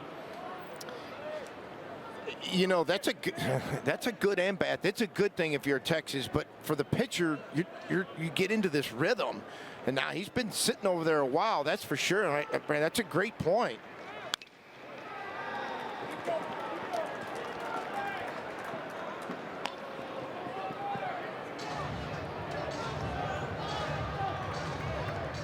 I mean, this inning's probably 20 minutes. I mean, I don't know. You have 35 minutes. That's a long time for a half inning. Farmer, the 13th bat of the inning. 13 batters, 3 pitchers used. 7 runs scoring. 6 hits for Texas.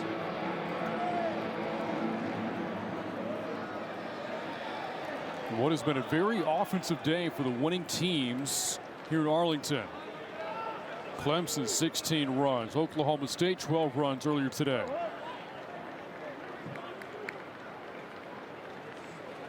Swing and a miss. Second strikeout for Hooks. And the Longhorns leave the bases loaded, but man, the damage was done by Texas. 7-run score in the inning for the Longhorns. We head to the 5th. Texas on top, 7-zip over Ole Miss.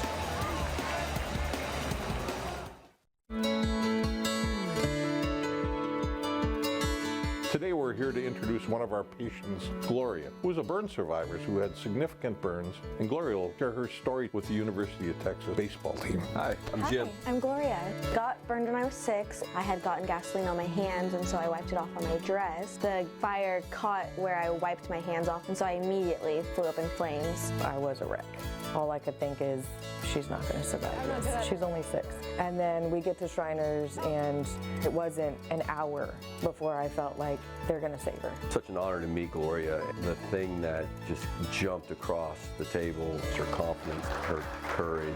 Obviously, she has physical scars from a burning, but it's been 11 years, but it looks like she's well beyond that now, and now she's made that her purpose. Went to the hospital. Shriners saved my life.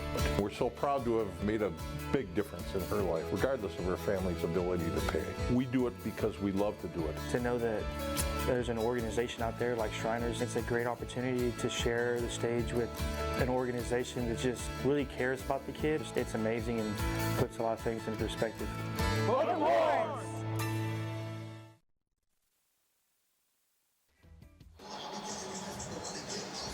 And welcome back to Globe Life Field. Brant Freeman alongside Ty Harrington. And we are now joined by Gloria, the honorary team captain for the Texas Longhorns. And Gloria, big Texas Longhorn fan, the honorary captain. Sure, you had to be really happy to see your team to score 7 runs to the end. Yes, I was very happy to see that. So tell me about your time that you spent with this Texas baseball program. It was a really good time. They gave me a tour around the field and the school and everything. It was really cool. I was glad to be invited. So which player have you gotten closest to on this team? Anybody in particular? Jalen Flores. He's a pretty funny guy. What about you? Have you interacted with Coach Jim Schlossnagle? Yes, I have. He's very nice. He's a very nice guy. I got to ask, because I'm an OUT alum, how did you think about Dish Falk Field and the baseball facility? It was awesome. It's very close to my hometown, too, so it wasn't a far ride or anything. It was very big. I've never been on a field like that, so that was really, really fun. So you're a baseball fan now? Somewhat. I'm into it now. Into it now, definitely. What has your experience, Gloria, been like with Shriners? An amazing experience, like life-changing for sure.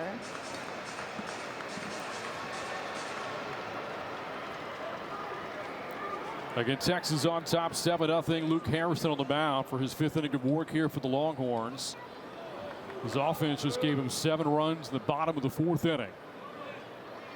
Facing Smithwick, the count of ball and 2 strikes.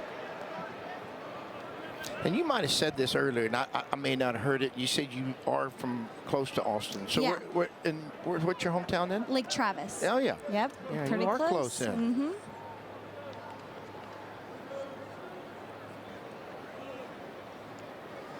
Swing and a miss. Smithwick strikes out for the first out of the inning. Longhorn fan, even without the baseball part of it and having spent some time over there, right? I noticed you got the Longhorn jacket on, sporting a little bit of orange and white gear tonight. Yep.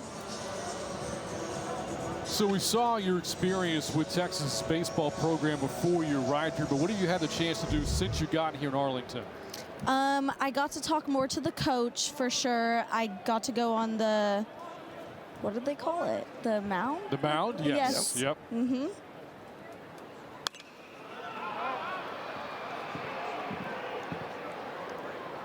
So besides baseball, what other hobbies and interests do you have? I'm really into art and baking. Those are probably my 2 favorite hobbies. Yep. Definitely got to make something for the team now. Do you? If they win tonight, yeah. What do you plan on making? Cinnamon rolls. Those are my... Oh, man. I've been getting real good at those.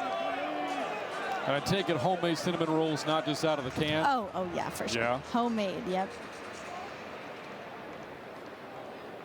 Well, I don't think it's fair that you're going to leave out the broadcast crew over there saying, right? Okay, y'all can have a piece. Right? Don't worry. Y'all can have a piece.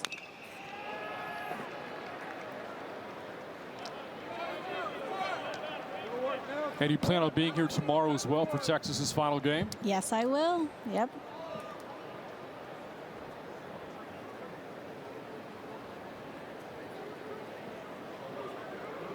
One and 2 to Austin Foley.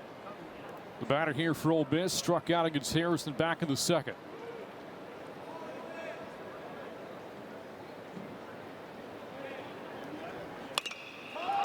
That's sky to the air to right.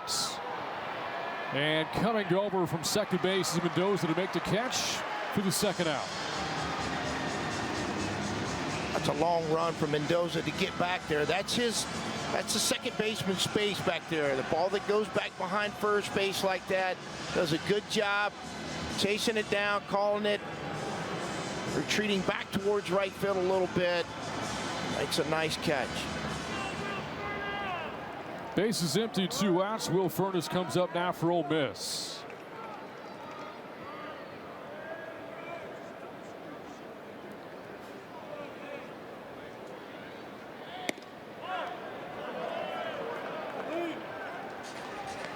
I'll tell you what, Luke Harrison been all in the strike zone tonight. Command of 3 different pitches, Brent. Command of his emotions. It's been an impressive outing for him so far. Pumps it a strike to Furnace to even the count at 1-1. He's maintained his velo the whole night as well. He's been 90 to 91. But pitches off of that secondary too, his breaker and his changeup. It makes that fastball look even harder than it is at 90. Ball hooked foul to take the count to 1-2 to Furnace. Where does you being on the broadcast rank among your experiences this weekend, Gloria? I feel so special. Like, I didn't even know it was going to be like this. So getting to experience this whole thing is, wow, really level up.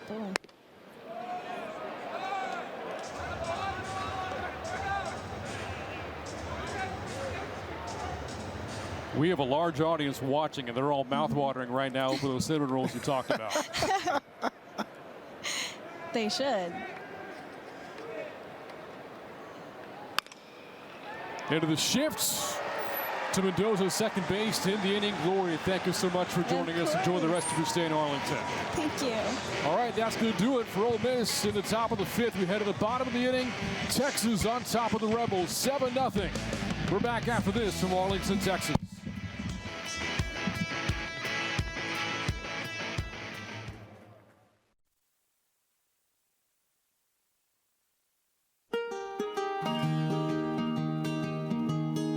This morning we had the opportunity to introduce Dominic to the Ole Miss baseball team and help them understand what they'll be playing for at the Shriners Children's College Showdown. Dominic, Mike Bianco, pleasure to meet you.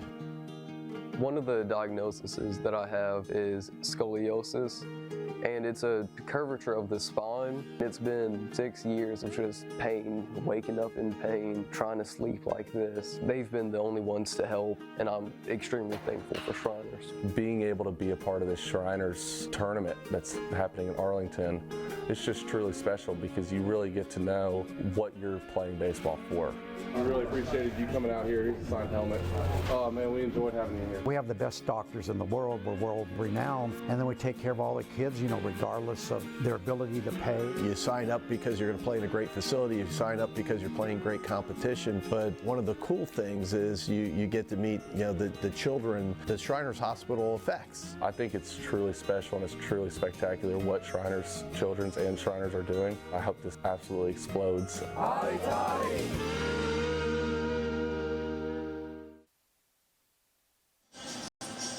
6 remarkable kids have each teamed up with a participating university for the Shriners Children's College Showdown Team Fundraising Challenge. All weekend long, teams will compete to see which fan base can raise the most money in support of Shriners Children's.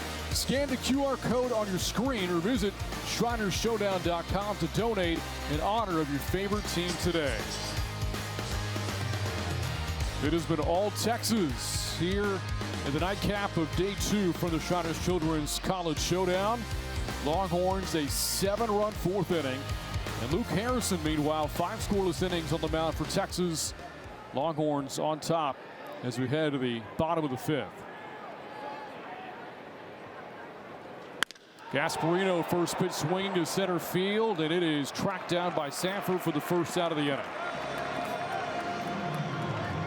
Tell you what, it's back-to-back really good at-bats by Will Gasparino.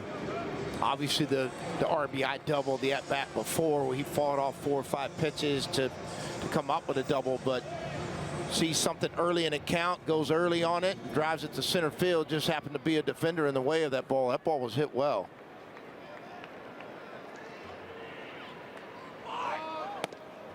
Now the Longhorn DH, Easton Winfield. 0 for 2 with a strikeout tonight for Texas. First-year transfer from ULM out of the Sun Belt Conference.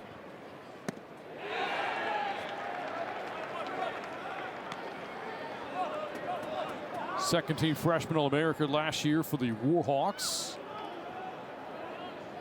Was a .322 hitter with 10 homers last year at ULM.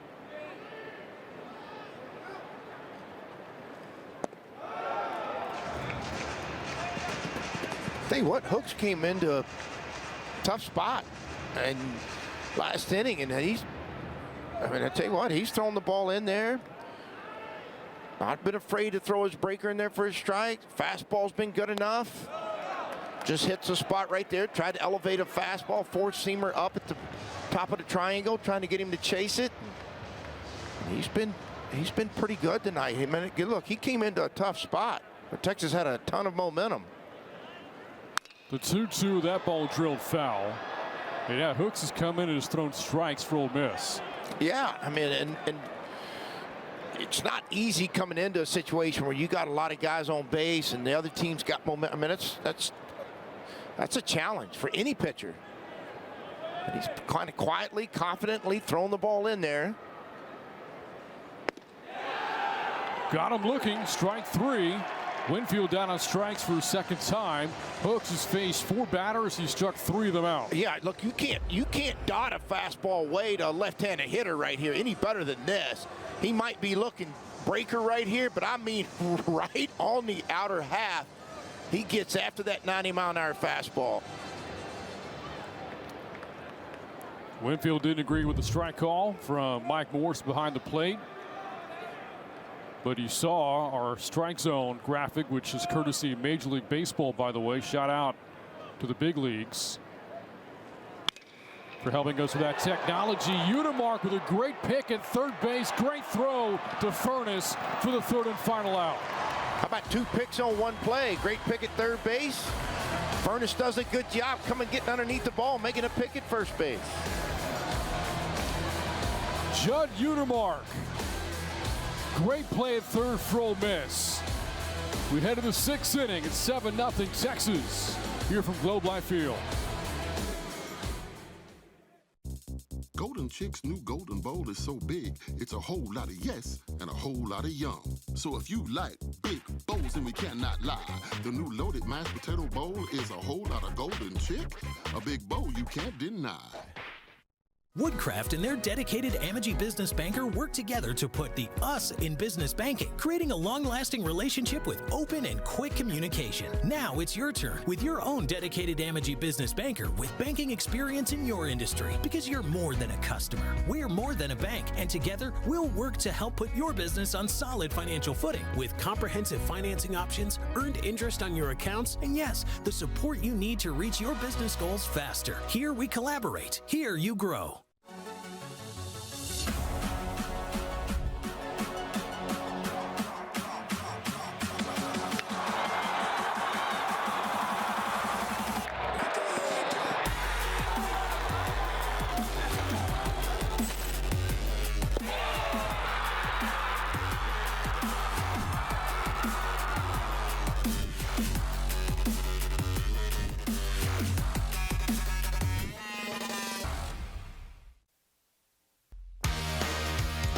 The Shriners Children's College Showdown unites athletic excellence to the most amazing care anywhere. Shriners Children's is dedicated to improving the lives of children around the world. All care is provided regardless of a family's ability to pay. To learn more, visit ShrinersChildren's.org today. Grant Freeman alongside Ty Harrington. Third and final game of the day, our triple header here from Globe Life Field. First game of the day won by Clemson with a 16-5 win over Arizona. Game 2 saw Oklahoma State rout Louisville 12-3. And Texas on top 7-zip in the nightcap as we head to the top of the 6th inning.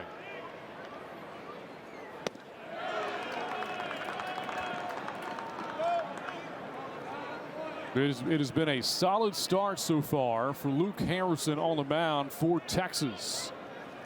5 scoreless innings, 5 strikeouts, just 1 hit given up. And this is 3rd career start. Hadn't been behind many hitters tonight. He hasn't. He's fallen behind the leadoff hitter here in the 6th, but I tell you what, he's been pretty efficient, and he has hunted down that strike one many times tonight. In the air to center, Gasparino tracks it down for Texas, 1 away in the 6th.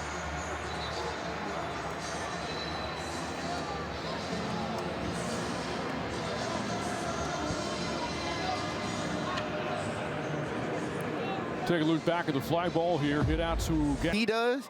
You can take those 1 or 2 steps back and then come crashing in and get it.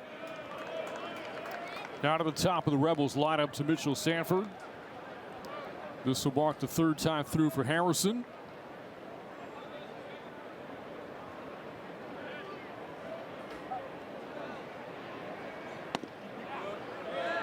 One ball, 1 strike.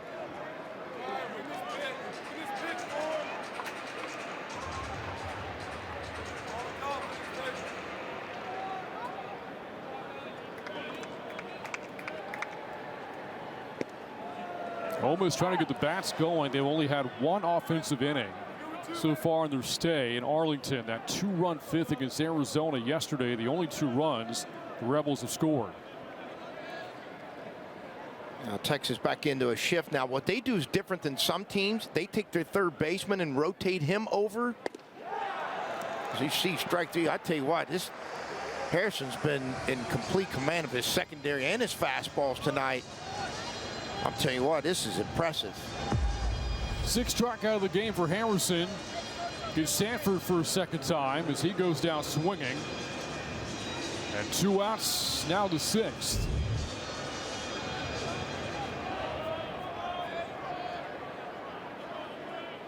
Ryan Moorman to the plate.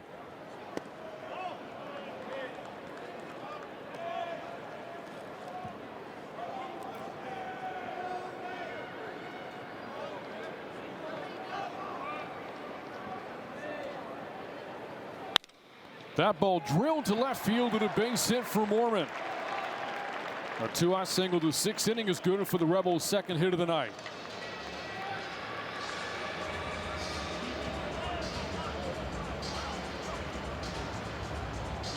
He gets a breaker here and just catches up, gets to the top of it. Watch him get to the top of that baseball and drive it through in between the shortstop and the 3rd baseman. Jalen Flores that's right through the shift too, Brant. Had 3 defenders on that side of the bag. He was still able to hit it hard enough and get it through. Now Luke Hill, who takes ball 1.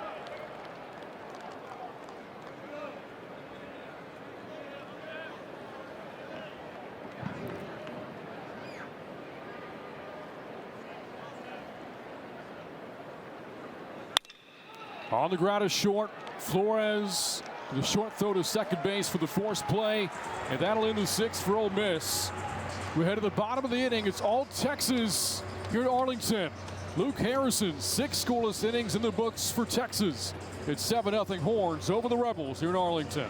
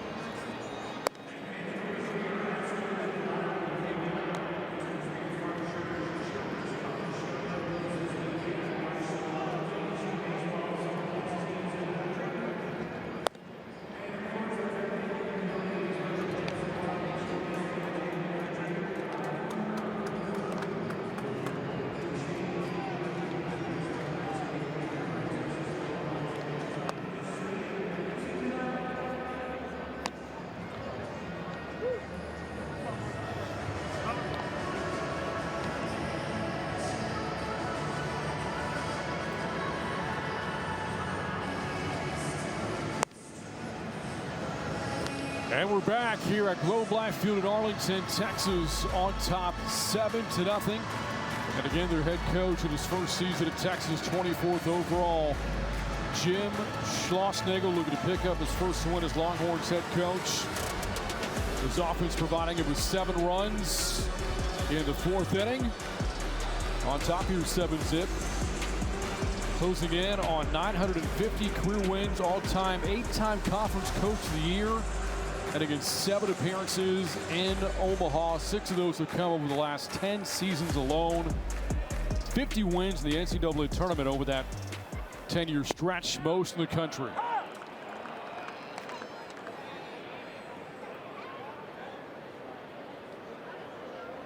And that young man can coach. I'm going to tell you what, I mean, he's Omaha. I just think that's impressive. Obviously it's impressive. 6 out of the last 10 times that he's been able to lead a team there, and 2 different teams as well. And certainly that's the goal and the aim for him as the head coach at Texas as well. Last year won 53 games at Texas A&M, tied for the 2nd most in program history in College Station. As Mendoza takes that pitch. And now he's reunited with Longhorns athletic director Chris Del Conte. The 2 worked together at TCU. Yeah, they did great work at TCU together. They really did. I mean, you look at what they accomplished. Mendoza just rolled that ball out to right field. And tracked down by Isaac Humphrey. Yeah, that's two at-bats in a row for Mendoza where he's gotten inside the ball and still able to drive it well. Shows you the type of swing that he has. Shows you a little bit of the power that he's got. That's coming out of the bottom of the order for Texas right now. But again, a young man last year in this tournament, Mendoza was really good. Had I don't know, maybe 6-7 hits last year in this tournament alone for Arizona State. To the top of the Longhorns order, to Kimball Schuessler, doubled his last time up. Swing and a miss on a ball in on the hands. You know, and arguably last year, I thought at times A&M was the best team in the country. I thought they were the #1 team in the country, and it's unfortunate. You know, they're going to Omaha. Looks like, you know, everything's going their way. They're playing good, and then Montgomery got hurt. So and they still wind up. You know, I'll be one of the best players in college baseball last year, and they still wind up, you know, with an opportunity to win a national title.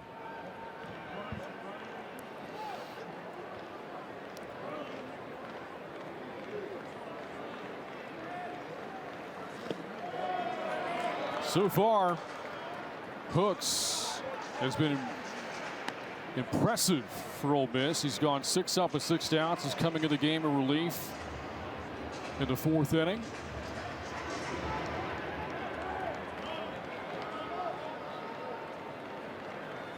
One-two pitch here, smack towards center field. Sanford, long run, and tracks it down to the warning track. I tell you what, Brent, he opens his hips up. This ball was hit hard. He gets a tremendous jump, and that just outruns it with no fear.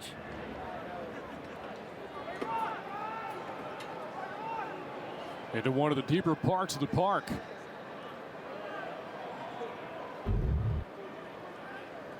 Nobody on, 2 away for Adrian Rodriguez. Swing and a miss, strike 1. I said it last inning. You got to say it again. Hooks has done nothing but get after the strike zone. I mean, get after it.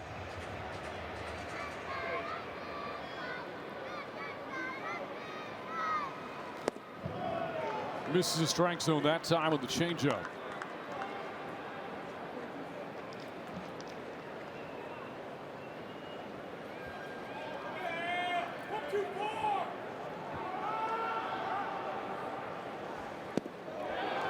Good breaking ball, cut on and missed by Rodriguez. Yeah, I think this is the first time we've seen Rodriguez from the right side in this showcase so far. That slider starts in the middle part of the plate, Brent. I mean, just ducks its head and run away from the barrel.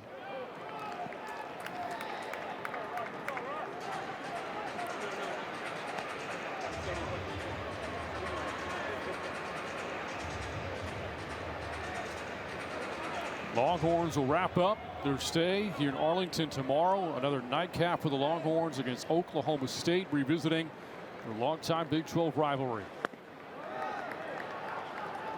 Ole Miss tomorrow will take on Clemson in Game 2 of the triple-header.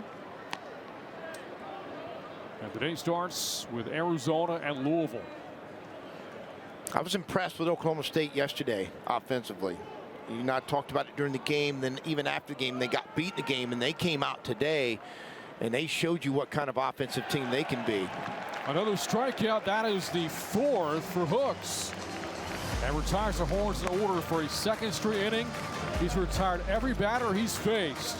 6 innings in the books. Texas 7, Ole Miss nothing here on Flow College.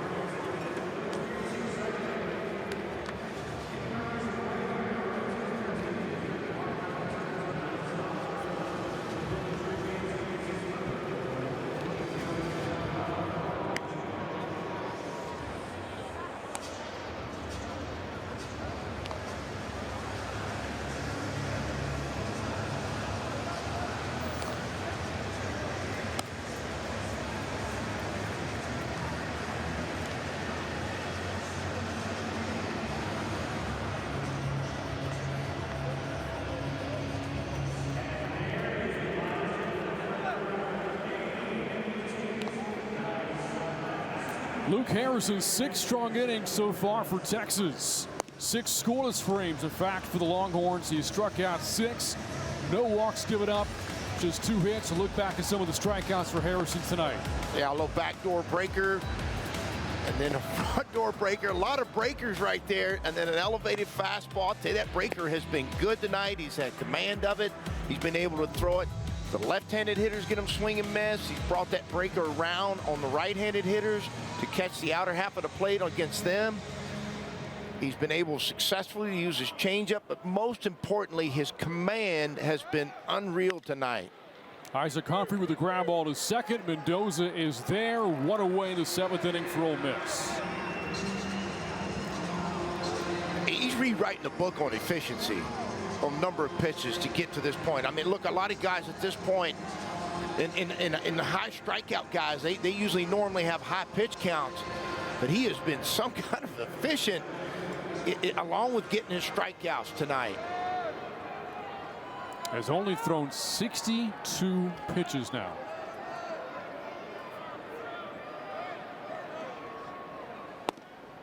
Udemark takes a strike. I mean, I can go back in my mind and think that he might have thrown maybe 2 pitches tonight that were kind of way out of the box, right? That were big misses. Not very many.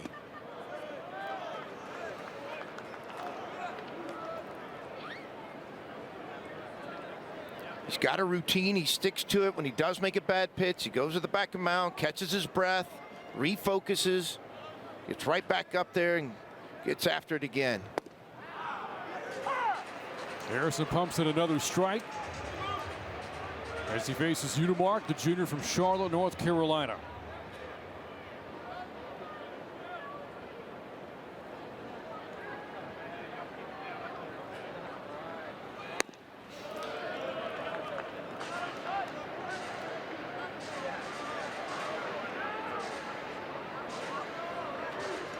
Seven runs on 8 hits, an error for Texas. All 7 runs in the 4th. 0-2-0 for Ole Miss. Runs, hits, and errors. Cathy Udemark fills at 3-2. Not a lot of 3-ball counts in the game. No, for I think this is only the second one. I was going back in my mind trying to. I know there was one other one for sure, so this may only be his second of the night. And that's his first walk of the night. Udemark's on for the second time this evening. A 1-out walk will bring up Campbell Smithwick.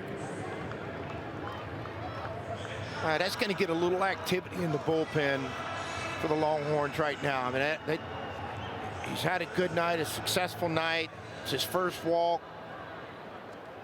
So that at least gets some activity. Doesn't mean he's going to take him out of the game, but at least get a guy going. That's Thomas Burns getting loose for Texas. Good lead to a mound visit here for the Longhorns. Max Weiner, the pitching coach for Texas, coming out. Well, what an impact this guy's made. Max Weiner in college baseball. I mean, look, this guy, you start talking about analytics and you start talking about throwing strikes, command, physical command, emotional command, and the job he did with Coach Schlossnagle at A&M a year ago. Remember the year before that, they were last in the SEC in walks and strikes. I'm sorry, I think strikes thrown. And so he goes out and hires this young man. And I tell you what, it was impressive what he did with the Aggie pitching staff last year. And it certainly can create and has created a lot of excitement for the Longhorn fans and what they've done. You're seeing pieces of it now with Harrison coming off of an injury. Now last year he was still trying to battle through it, and this year now he's healthy. And he's thrown a bunch of strikes tonight. Max Weiner, former pitching coordinator in the Mariners organization. Not a second season working under Jim Schlossnagle. As Ty said, great stuff with the Aggie staff a year ago. Smithwick takes that pitch for ball one.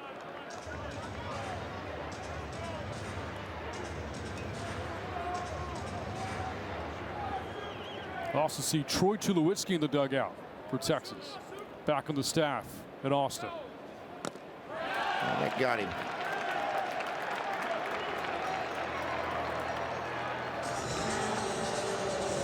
Two on, one away. And this the first time all night Ole Miss has had two runners on base.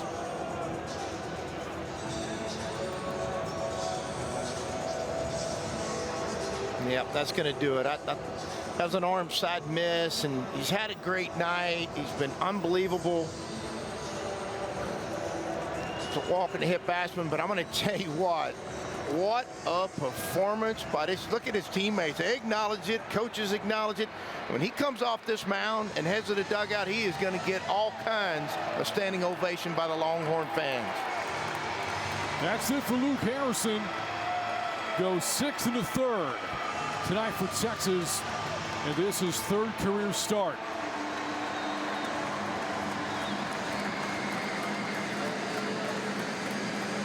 And now the Longhorns going to the bullpen for the first time tonight. We're back after this from the Shriners Children's College Showdown on Flow College.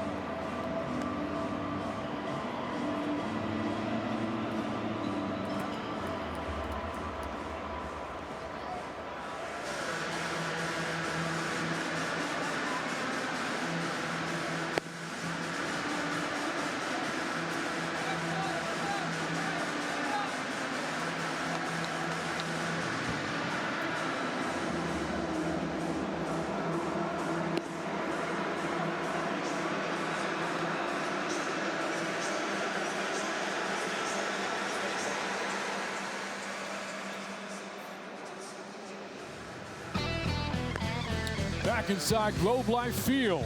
Third and final game of the day. It's all Texas on top 7-0.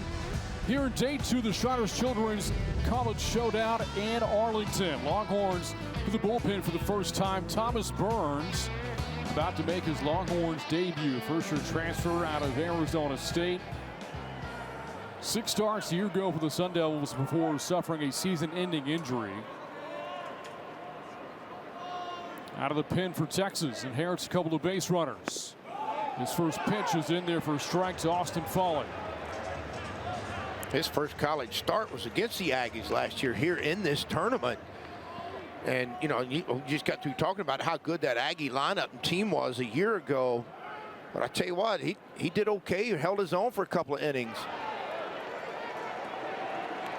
He became the first freshman to start a game at Arizona State on opening day. First one to do so since 2006. There the runners on for Ole Miss. Trying to get on the board. So far the offense limited to just 2 hits.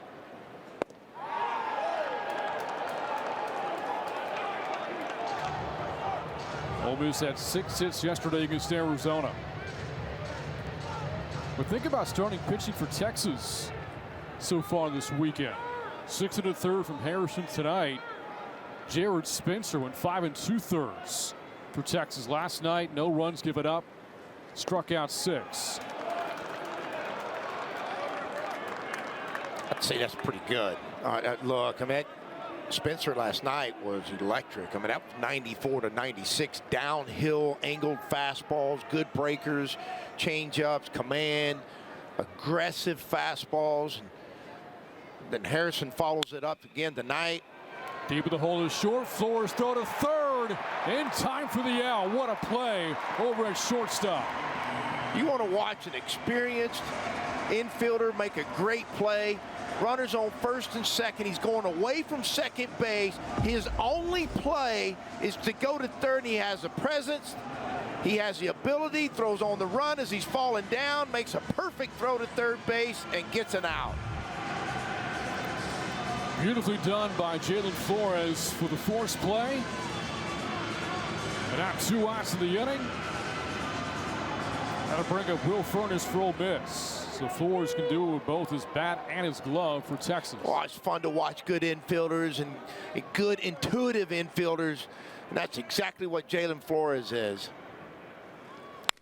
Furnace up the middle, hit towards second. Mendoza with a short play to Flores, cover the bag at second base.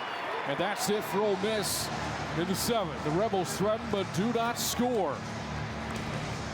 It's time to stretch in Arlington. 7-0 Texas on top. We're back after this on Flo College.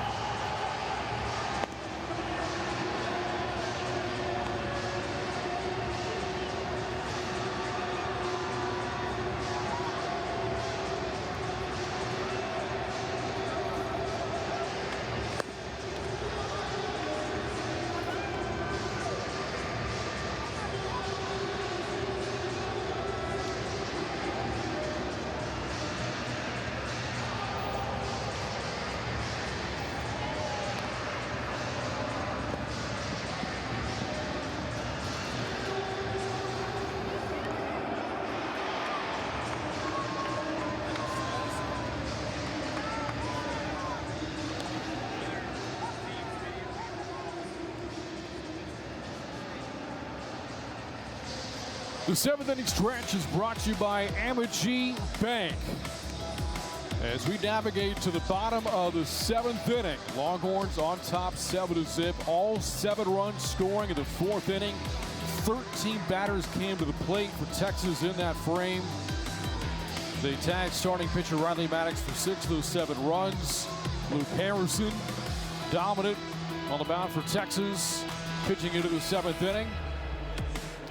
And now we go to the bottom half of the frame. Flores, Ballou, Farmer coming up for the Longhorns. Good turnout here at Globe Life Field for the nightcap. Longhorn fans and Rebel fans alike.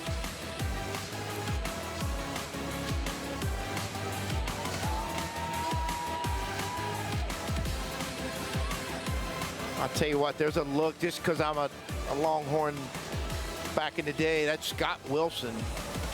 Used to be the lead guy, or is, I guess, of the Wild Bunch.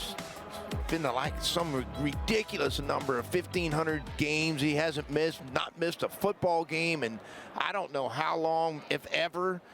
I mean, just if there is a #1 fan at the University of Texas, it was Scott Wilson, or is Scott Wilson. There's the new pitcher to the game here for Ole Miss, Landon Waters. After the Rebels got some good relief from Walker Hooks, who went 2 2/3, scoreless baseball with 4 strikeouts. Did not allow a base runner. Waters, a first-year transfer from Meridian Community College, making his Rebels debut. Well, I don't know how this game's going to end, but if you're Mike Bianco and you had an 18, 19-year-old freshman go out there and come into the jam that he came in, what Hooks did, and perform like he performed tonight, you got to, regardless, now I don't know how this game's going to end, none of us do. He's going to walk out of here with a really positive mindset on Hooks and the job he did tonight.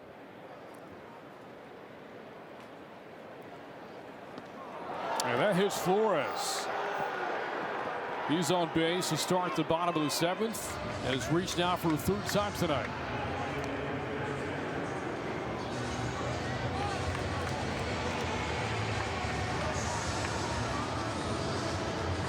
Look at the numbers for Waters at Meridian. Over a couple of seasons, 13 wins, sub-3 ERA. Over 150 punch-outs and 115 innings of work. Max Ballou now for the Longhorns. 1 for 3 tonight. Had that sharp ground ball for a base hit back in the 4th inning as a part of that 7-run explosion.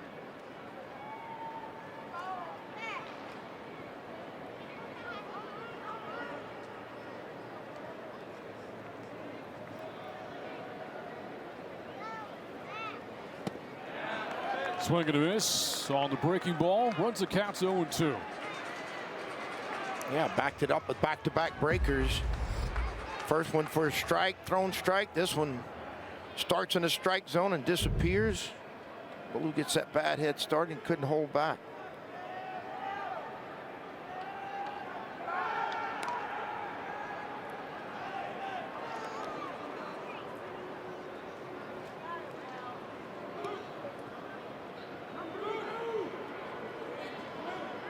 If you're Longhorns head coach Jim Schlossnick, you have to be proud of the way your team has bounced back after such a tough loss last night.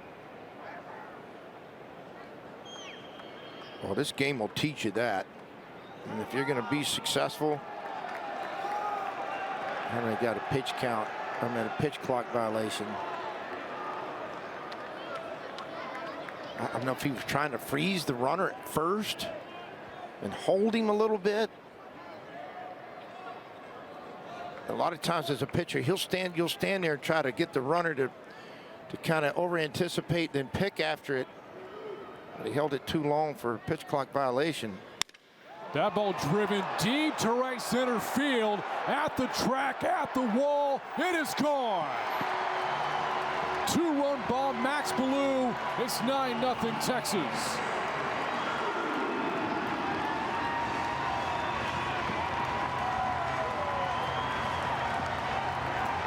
We're going to get another look at this, but I think he caught another breaker. Would have been the third straight breaker to him, I think, and ball runs back into him. We're getting another look at it. Boy, I mean, he gets full extension. He's seen this before, felt this before. Oh, it was just sitting out there spinning in the middle of the plate. And Max Blue does a great job of getting right to the bottom of it and absolutely hits that ball a long ways for a home run. Blue, 18 homers a year ago. That's his first of 2025.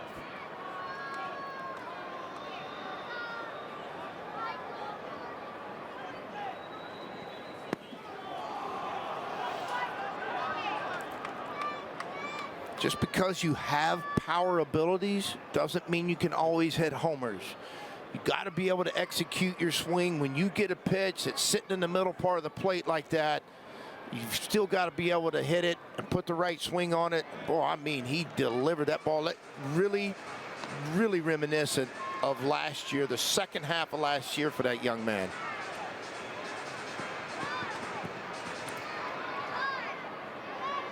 The Longhorns, 112 homers a year ago. They've now hit 3 this weekend. Sharp ground ball to Udemark. That's good with the first out of the inning.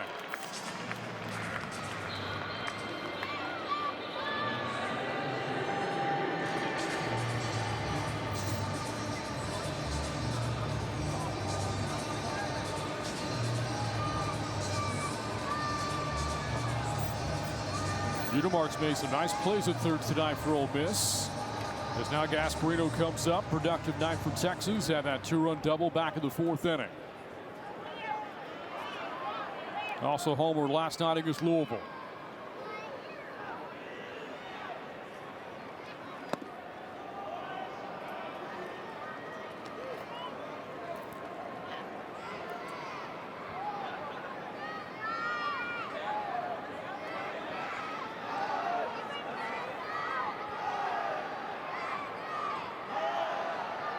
Swing and a miss on a fastball upstairs. Evens the count at 1-1. Gasparino, they got a homer last night at 12 a year ago.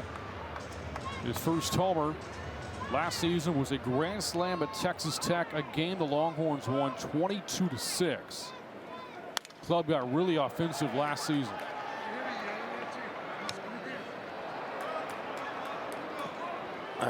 He's got a lot of power in that bat, a lot of buggy whip in that barrel, and as he matures and keeps maturing as a hitter, he'll cut out swinging some at those that are out of the strike zone, maybe cut it down a little bit, and similar to what he did in the at-bat where he hit the double, where he shortened up, right, and fought off some balls. I think he fouled off 3, maybe 4 before he got the double, but I think this year maybe that swing is tightened down, shortened down just a little bit, particularly with 2 strikes. Swung on to right field, and that's going to drop for a base hit for Gasparino. Bounces off the wall. Gasparino on his way to third base, and he's going to get there with a 1-out triple. Or right on cue. Talking about shortening your swing down. We'll get another look at this. You're going to see what it's like. A 2-strike approach. He sees something away. Watch how short and quick that swing is and how he gets to the top of that ball. Again, I think a year ago that barrel would have gone underneath and haven't seen him play so many times. This time gets to the top of it and just shoots it to right field for a triple. Longhorns, so many extra base hits a season ago. Again, 112 homers, 132 doubles, slugged .523. They pounded out some extra base hits tonight as Mike Bianco comes out to make another change here for Ole Miss.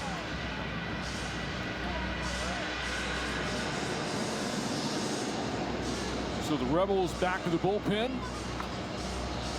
here in the bottom of the 7th inning. And coming in now for Ole Miss is Gunnar Dennis.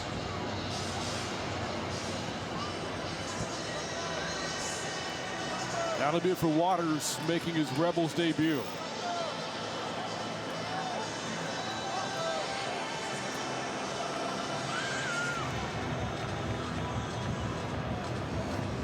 Tell you what, so far tonight, Texas has done a good job of obviously driving the ball and hitting the ball. They've had several extra base hits tonight. They've had great at-bats. They haven't really chased balls out of the strike zone much tonight as hitters. Let's take you back to that 7-run fourth inning for Texas. It's been a very offensive day here in Arlington for the teams that have won. Some big hits for the Longhorns. Max Ballou with an RBI base hit. That drove in Rodriguez. And then Gasparino with a deep drive to left off the wall, just missing a home run, but the double drove in 2. That wasn't the only true on base hit of the inning. Robin Galvan pieced together 2-1 single in the zone, bringing in Farmer and Gasparino. As Texas exploded for 7 runs in the inning, Kimball Schuster in on the act. An RBI double in the zone. Another crooked number here in Arlington. Saw some big innings early in the day from Clemson and Oklahoma State. Texas, a 7-run fourth inning of their own. 2 more runs here in the 7th inning. And on top, 9-0.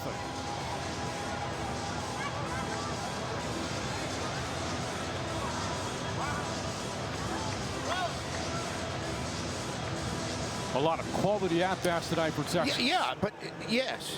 And again, you're talking about 5-6 guys that were in the lineup last year.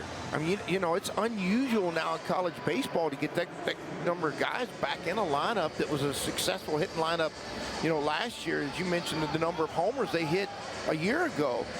And look, it's a great place to start when you got those kinds of hitters in your lineup, particularly if you're taking over for the first time, you know, in a new program. I mean, that's a comfort that Coach Schlossnagle's had. He talked about it early in the year. He felt like it was like when he went to A&M his first year. He had some older hitters returning as well. Easton Winfield, the batter. And the infield drawn in here for Ole Miss.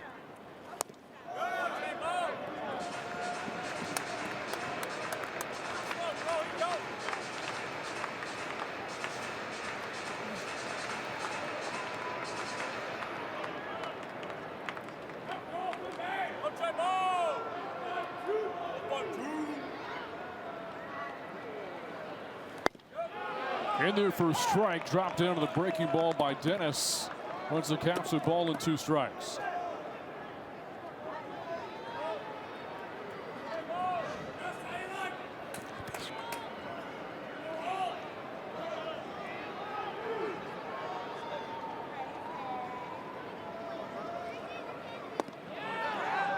A miss inside. Catch 2-2. It is a pinch hitter, by the way, up at the plate for Texas, not Winfield. Up here for the Longhorns. Pinch hitter is Cole Chamberlain.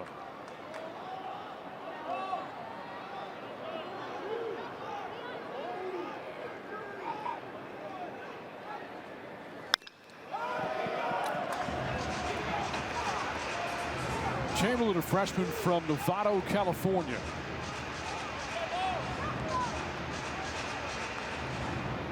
And I think there's a run rule in effect tonight. And so if they do score, if in fact that's true, could be the end of the game.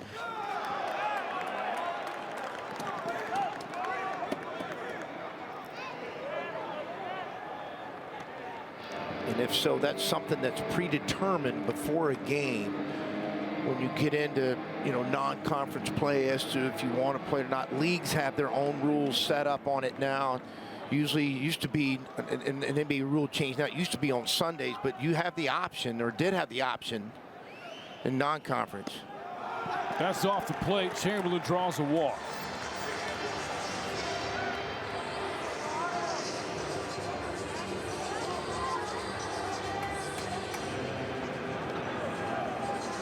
Look at the last pitch here from Dennis. Just dropped down to the zone. Yeah, and that's a good job right there, because that's close to the zone right there, Brant. You know there's a runner in scoring position. That's a mature look at a pitch. If you want to try to get that guy, and a lot of young hitters, which he is, will swing at that and chase it. He does a good job of laying off of it.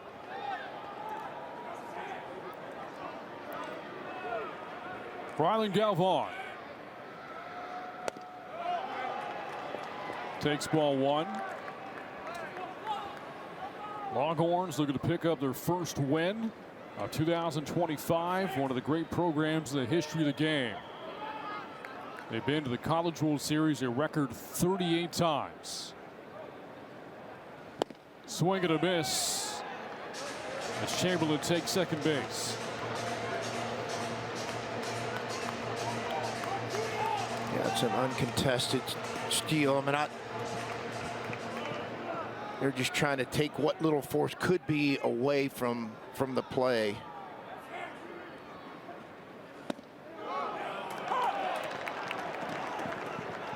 Strike two to Galvan. Ethan Mendoza waits on deck for Texas. Now with 2 strikes, you're just doing everything you can. Galvan, you got the infield up to try to get the ball in play, try to get something to the outfield. Good breaking ball there from Dennis. Dropped in for strike 3. He does a good job of starting that breaker away just right at the kneecaps. We'll see right here if it clipped the strike zone box right there. Just barely caught the bottom of the strike zone. And not only have the Longhorns gotten to Omaha, but they win there as well. 88 wins all time in the College World Series, most in the history of the game. Slicing foul as Mendoza bats here in the 7th.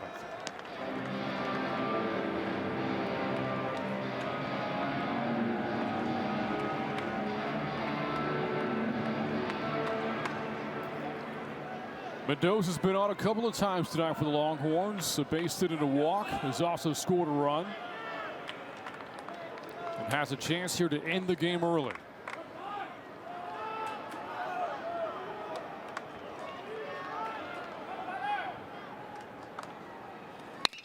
Swung on to left field. That's going to do it.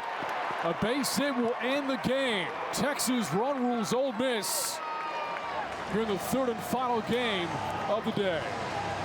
Tell you what, with 2 outs, Mendoza has now hit 2 balls to the right side tonight for base hits. Catches a breaker right here, Brant, and I mean gets right in the middle of it, pull side, as you can do that breaker running into him. And you're right.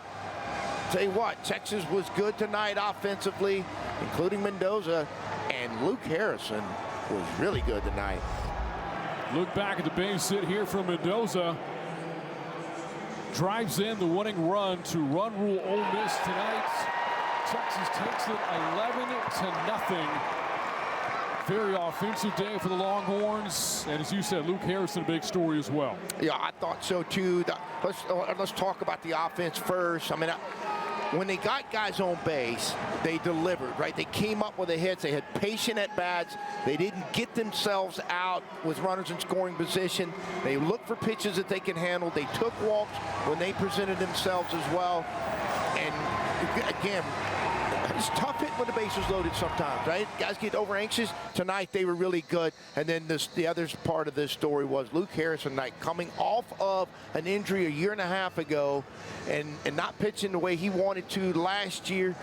Gets to the start tonight on Saturday night, and he delivers for the Longhorns. And a very special moment for Jim Sosnick as well. His first win as Longhorns head coach. Yeah, look, he'll remember this forever. I'm sure the first time he put his Longhorn uniform on yesterday was something he'll always remember. But now, having the opportunity to celebrate the idea of getting your first win is always a big time, or a big moment for any coach.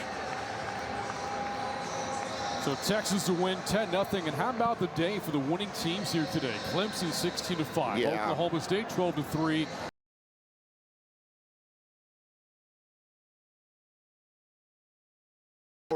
On the offensive side on just day 2, you know, of the college season. It shows you a little bit about the offense of these teams that are here this weekend. Certainly showed the last 2 teams between, you know, Oklahoma State and obviously Clemson in the first game, and then the Longhorns in the final game today. Another exciting triple-header on deck for tomorrow. All starts with Louisville and Arizona, followed by Ole Miss and Clemson. And then the nightcap, Oklahoma State and Texas. Yeah, breakfast baseball tomorrow, right? I think 10:30 start tomorrow to get them started a little bit earlier. A little breakfast baseball. And tell you what, final day of opening weekend. And what a tournament or showdown it's been so far.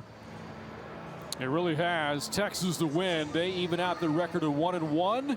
As we now go down to the field, we're going to be joined by Leanza Peroni visiting with our play of the game, Luke Harrison for Texas. Texas absolutely bounced back in dominant fashion to get your first win of the season. What was the conversation after last night to make sure that you could come out here and take care of business?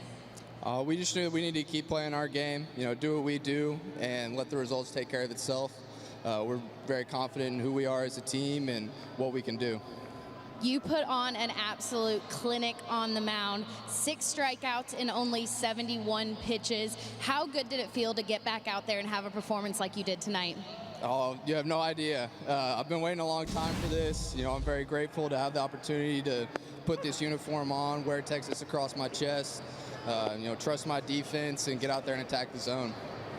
Speaking about the Longhorns, Texas faithful showed up tonight. How amazing is it to have the home crowd here at Globe Life Stadium? Oh, it's awesome. Longhorn Nation always shows up for us, and we're trying to make them proud every day. Congratulations, incredible win tonight. Thank you very much. All right, thank you, Leanza. Longhorns win it in 7, 10-0 tie. Final thoughts. Yep, the offense was potent tonight. Came up with the hits when they had to, delivered the RBI hits. And then I guess I've got to be honest with you, defensively, Texas was good tonight. Boy, was Luke Harrison special on the mound tonight. And you heard it out of his voice, how excited and how hopeful to get back out there he was and how excited he was, and he delivered tonight. Well, that's going to wrap up our coverage of Day 2 of the Shriners Children's College Showdown. Another triple-header on deck tomorrow. It all starts with Louisville against 21st-ranked Arizona. First pitch, 10:30 a.m. Central, as Ty said, breakfast baseball for you here from Globe Life Field. That'll wrap up our coverage here tonight. For Ty Harrington, I'm Brian Freeman, saying once again the final score, 7 innings, Texas 10, Ole Miss nothing, here on Flow College.